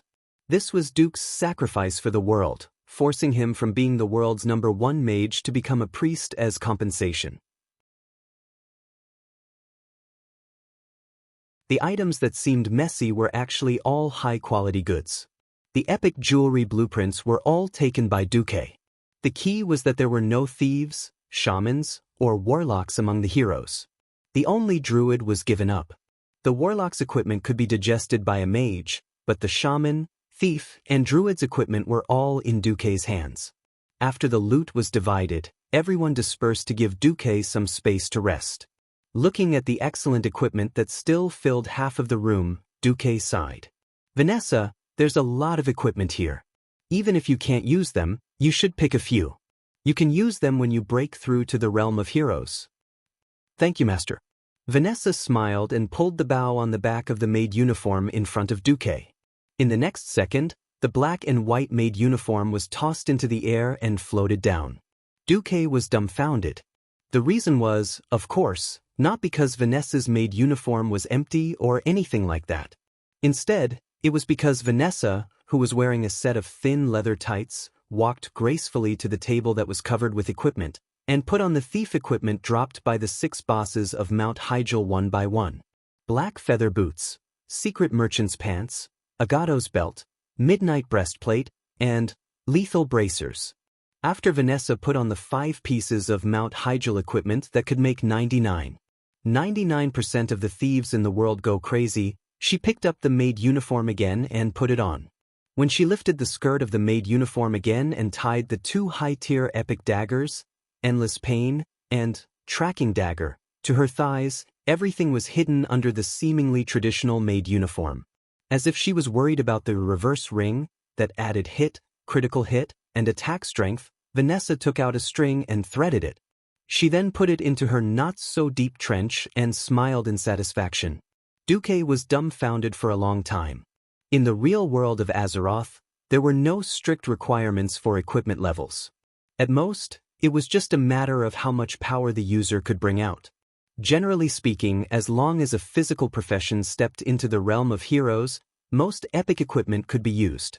The simplest indicator was whether the equipment would emit a specific light when it was worn for the first time. For example, excellent was green, excellent was blue, and epic was naturally purple. When Vanessa put on the high-tier epic equipment of Mount Hyjal just now, it emitted an incomparably noble and elegant violet color, which meant that she could completely use the equipment. As if he had lost control after a stroke, Duque extended his right index finger shakily. Vanessa, when did you break into the realm of heroes? Vanessa smiled like a flower and twirled the hem of the maid uniform with her fingers. She gave a maid's bow. Oh, my dear Master Marcus, it's been 5 years. Duque was dumbfounded. It was clear that he was saying, "Why didn't I know? Why didn't you tell me? I'm sorry, my master. I didn't mean to hide it from you, but the profession of thief relies too much on equipment. Without a pair of good weapons, I can't even easily deal with an elite-level demon guard. Although I also know that you need combat power to besiege Archimonde. Unfortunately, as far as I know, you usually don't have any thief equipment collection, master." So you hid it from me? Duque was speechless. I, who lacked the support of equipment, couldn't use it at all even though my skills were far superior to my father's, so I kept quiet. If Master sees this as me being disloyal to you, please punish me as you wish. Vanessa knelt down in front of Duque after saying that.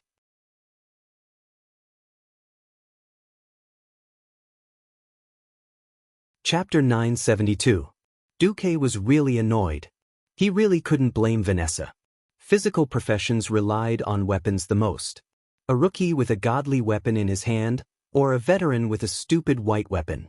Whose attack was higher?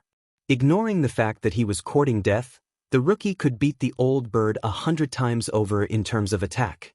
Moreover, when Duque had cleared out Karazhan in the early years, he had given all the equipment to her father, Edwin Van Cleef. Although the epic equipment of Azeroth did not need to be distributed on the spot, the problem was that once it reached epic level, it would be bound to the soul. It could not be transferred at all.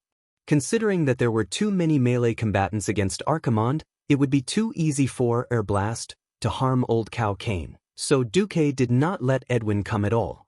This was a bit dramatic. Duque sighed. Alright, get up. I've never intended to blame you for this. Vanessa quickly got up, a victorious smile on her face. Alright, my beloved master. From today onwards, I can be anyone to you, your most loyal maid, your dagger in the dark. At this point, Vanessa suddenly changed the topic.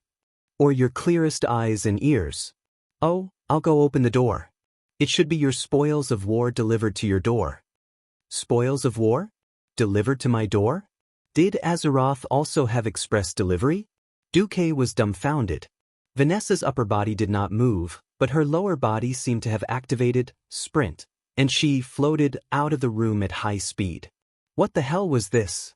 The surroundings suddenly fell silent. The Wizard Tower was not just a lair for mages, but also a place for mages to conduct experiments. Soundproofing magic was a must. Thanks to the good soundproofing of the Wizard Tower, the noise outside could not affect this place at all. Duque found himself tired. He had fought with Archimonde for most of the day, and then he was hit. Then he woke up and adjusted his body, and then there was the spoils of war. Unknowingly, it was already midnight. It was time to rest. Looking at the empty room, other than a cabinet, a full-length mirror, a small table, and a bed, there was no other furniture. Duque suddenly felt that this guest room was terrible enough. Come on. Forget it, let's sleep. Duque had just fallen asleep when he felt the fluctuation of magical teleportation. He jumped up in fright. What the hell was this? A second later, a graceful female figure appeared in front of Duque. Jaina? In the middle of the night, Jaina suddenly appeared in front of his bed in a pink robe that looked like the quicksand robe, wearing a one-piece nightgown that was more than 50% transparent and barely covered her body. Duque stared at the faintly discernible seductive figure. His eyes widened and he felt his mouth go dry. Why are you here? Duque asked dumbly. Why? Jaina let out a pleasant chuckle. Duque, this is my wizard tower and this is my bedroom. Do I need a special reason to appear here? Duque slapped his forehead. God, I've been using my left hand too much lately. I've really become a retard. Every inch of a Magus tower was like a golden ruler. Every inch of space that was expanded would require an astronomical amount of investment in terms of defense and functionality. In particular, Theramore was newly built. With Duque's life in danger, it was impossible to have a space in the Wizard Tower that was both safe and wouldn't affect the extra guest rooms outside. Only Jaina's bedroom could be of this level. But even if simplicity was beauty, wasn't Jaina, as Queen Craterus, too plain? The clever Jaina easily saw through Duque's doubts. Why, I remember that you've never liked luxury. Is there a problem with my bedroom being so simple? No, not a problem. Seeing Duque's eyes flickering, he hurriedly got out of bed. Jaina also picked up the quilt that Duque had just used, pulled it over, and lay down on her side with her back to Duque. Duque was a little confused. He didn't know what Jaina was up to. The air fell into a strange silence. Suddenly, Jaina's faint sigh came from the dark room. Sigh. The voice was so plaintive that it made Duque feel as if his heart was breaking. Jaina's clear and gentle voice sounded.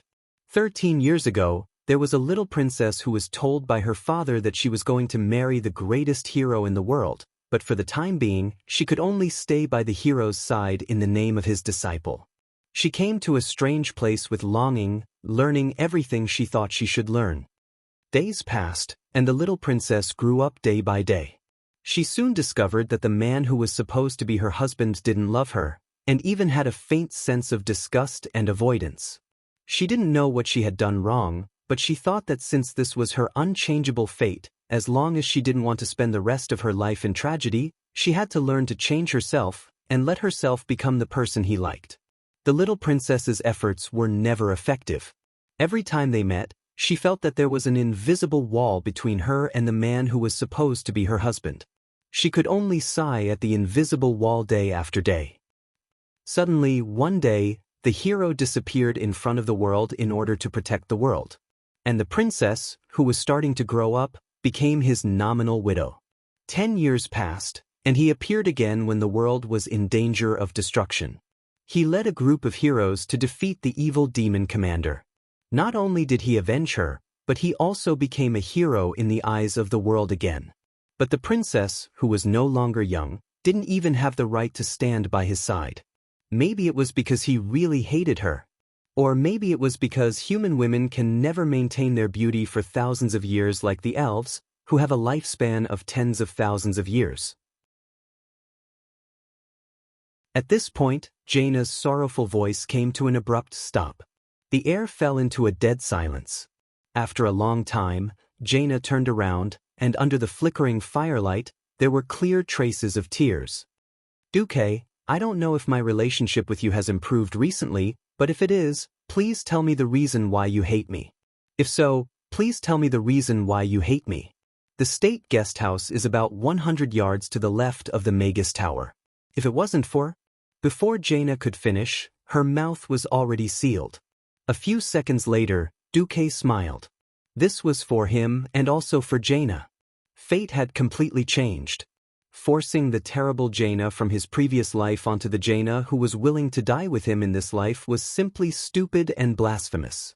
Looking at Jaina, who was almost crazy with joy, Duque revealed a naughty smile.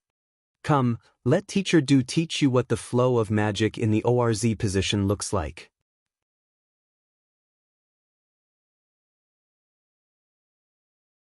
Chapter 973. What in the world was ORZ frustrated front bend? Jaina didn't understand. But she was a very studious and smart student. When she saw Duque use his finger, which was filled with golden holy light, to draw the 3 hieroglyphic characters ORZ in the dark air, Jaina understood immediately. An indescribable shyness rushed out from the depths of her soul, igniting every inch of her beautiful body, making every cell excited because of the anticipation of the unknown. Slowly turning her body, Jaina used her graceful body to construct a unique ORZ with the style of Queen Kurtiras. Jaina, blushing, looked back and smiled. She should have been sly, but she pretended to be cute, with an indescribable sense of purity. Teacher Duque, is this right? Is my training posture correct? If it's not, please correct me, teacher. Teacher Duque looked at the perfect curve and swallowed. He helped correct it while saying, here is wrong. Legs need to be separated a little more, and then here needs to be held up a little higher. Don't block the view. And then? Don't move. Why are you trembling? Duque asked, knowing the answer. Isn't it because you are interfering with my magic circuit? That won't do.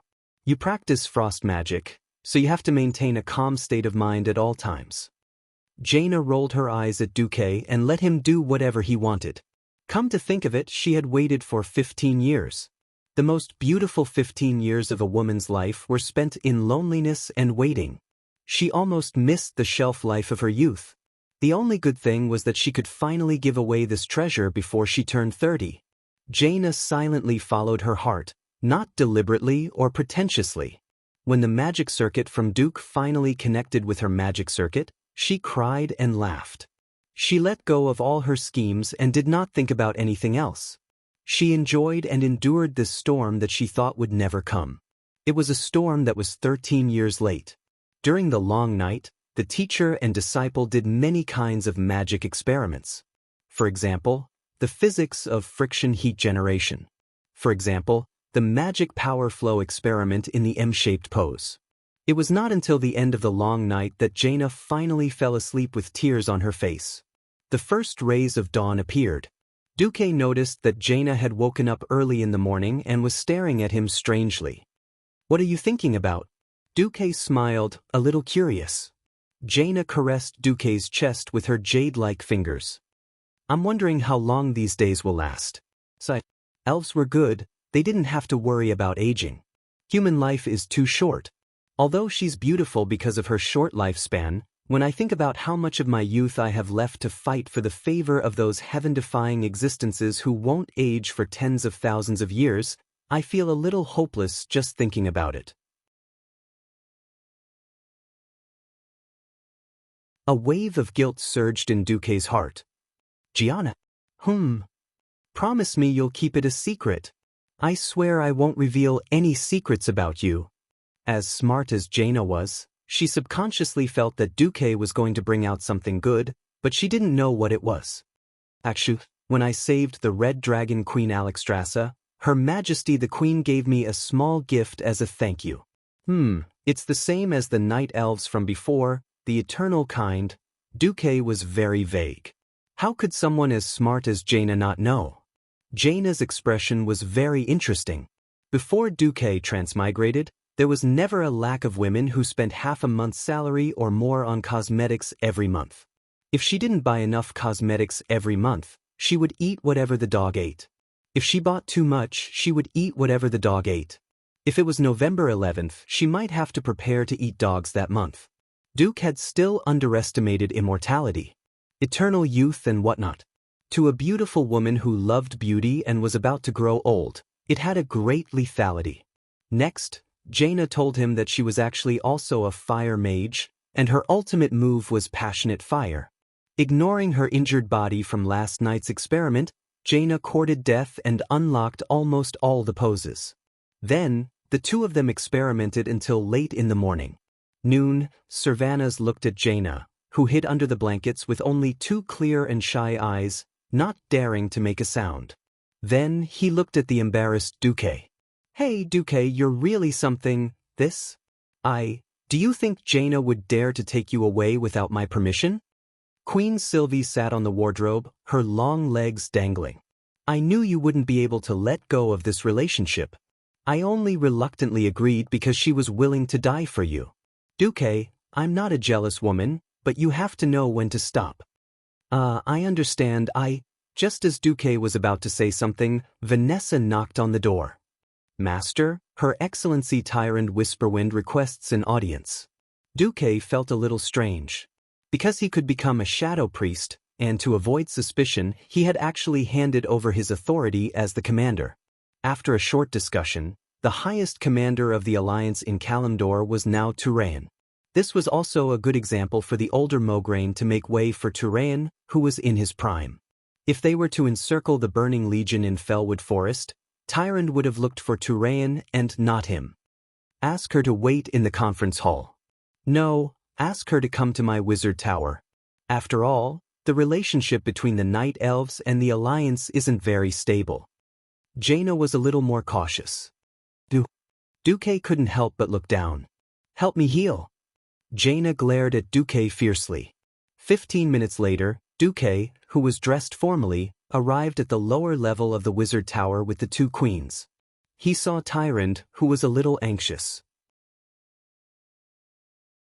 "Welcome to Theramore. How may I help you, Her Excellency Whisperwind?" Tyrande's exquisite face was filled with deep exhaustion. The destruction of an army of 100,000, the destruction of Mount Hyjal, the elimination of the Burning Legion, the resettlement of the refugees, and the disappearance of the dragon race's blessing due to the destruction of the World Tree. The Night Elves no longer had eternal life and youth. All these things were weighing heavily on her slender shoulders, making it hard for her to breathe. The joy of victory that could still be seen in the higher-ups of the Alliance was almost gone from her face. After all, the Alliance would at most worry about the compensation, but she had to worry about the future of the entire Night Elves. "I'm here this time to ask His Excellency Duke Marcus." Tyrande's expression suddenly changed halfway through her sentence. "Wait, what about your element?" Duque smiled bitterly. "I'm sorry. The moment I killed Archimonde, I suffered a backlash from the demon commander's curse.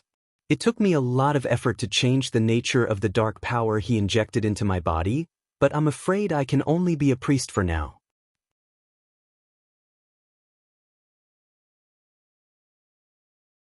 Chapter 974. Tyrande first bowed deeply to Duque. "Thank you for your great contribution to the safety of the world of Azeroth." Despite her gratitude, Tyrande's eyes could not hide the sadness in them. In order to save the world of Azeroth, Duque did not hesitate to risk his final attack. She had seen it with her own eyes. Objectively speaking, this was definitely a feat worthy of praise. It was a feat worthy of being sung by bards for thousands of years. Unfortunately, it wasn't a good thing for the Night Elves at all. After thinking about it, Tyrande decided to say it out loud. Even though the explosion destroyed the World Tree, Nordrassil, the Well of Eternity, and Mount Hyjal, as the sacred mountain of the Night Elves for tens of thousands of years, Mount Hyjal has a very special place. The Cenarian Circle has already begun surveying to see if they can restore Mount Hyjal's vitality. The problem is that the explosion seemed to have caused the space to become unstable. Now, there is a huge spatial rift at the top of the mountain. Spatial rift? Duque was a little confused. He was very sure that such a scene did not exist in the original history.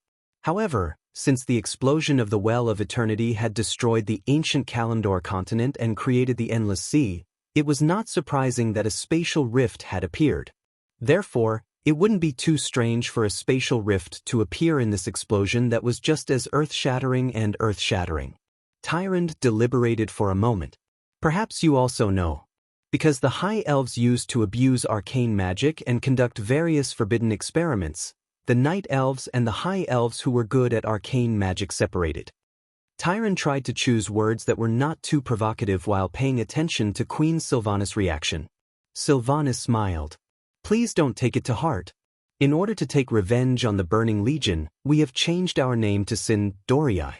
The forbidden experiments you mentioned were actually banned by our elders 5,000 years ago, when an Astrian Sunstrider was still in Quell Dorii. Tyrande heaved a sigh of relief. This made it easier to talk. There is not a single wizard among the Night Elves. We are not good at dealing with these problems, so we can only ask for help from the Alliance. The reason why I came to find you, Sir Marcus, is naturally because you are a Breaking Dawn great wizard. Even if you are no longer a wizard, I believe that your precious knowledge and experience can be of help to the Night Elves. Moreover, the Night Elves are very grateful for the Alliance's help this time. If possible, I hope that both sides can carry out further exchanges and cooperation. The Night Elves were testing the waters. After all, the three factions had just fought side by side, and the camaraderie between comrades would not fade so quickly. On the other hand, as a wise leader, Tyrande had an unspeakable worry, the expansion of the Horde's influence. In the eyes of most Night Elves, orcs, trolls, and taurens were coarse, barbaric, and warlike. Now that the Burning Legion's demons were in front of them, the three factions naturally wouldn't be so stupid as to start a conflict. What if the demon wasn't here? In front of them was the simplest problem of survival and territory. To the south of Grey Valley, it was mostly barren land. Apart from the Night Elves' stronghold on Sodder Island in the southwest of the mainland, the Feathermoon stronghold, the Night Elves had almost no territorial claims on the entire south-central region of the Kalimdor mainland. It was different for the Horde. The Horde, freed from the control of the Alliance, would definitely usher in a period of explosive expansion in the following period of time. Tyrande could almost foresee the conflict between the Night Elves and the Horde in Grey Valley and the Stoneclaw Mountains in the future. The destruction of the World Tree, Nordrassil, caused the Night Elves to lose their immortality. For the Night Elves, who had an extremely long lifespan, this was not a big problem for the time being. If there was no war, because of immortality and the pursuit of freedom, the Night Elves' fertility rate was so low that it made one's hair stand on end. However, they had not adjusted their mentality from losing the blessing of immortality. This time, they had lost another 100,000 elites. If there was a continuous war, the Night Elves' population would not be able to cope with the meat grinder of war. In addition to the battle in Grey Valley, the Night Elves had lost the demigod Cenarius and nearly 10,000 elven hunters.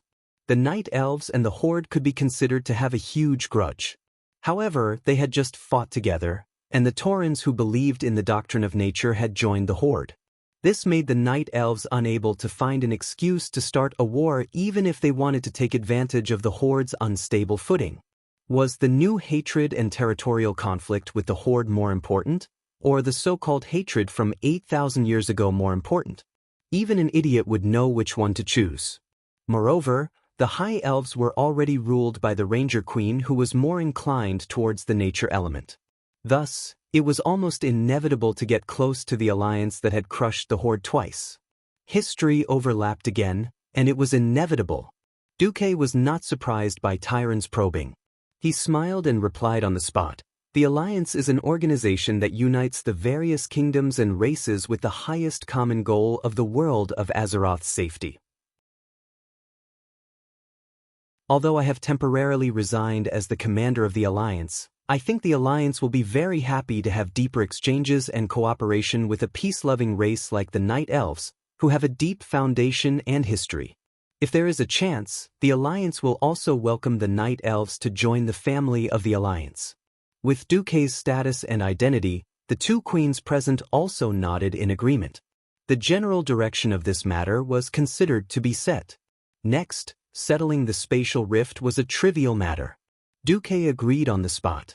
Within 3 days he would organize a group of powerful wizards, such as Kale, Thets and the dragon wizard Krasis, to go together. The atmosphere of the meeting was so friendly and warm that both sides began to close the distance and call each other by name. Tyrande also took the opportunity to do Duque a favor. Duque actually, other than teaching me how to fight, the moon goddess Elune also taught me a lot of skills in exorcism. If you don't mind, Duque, I can help you take a look at your state.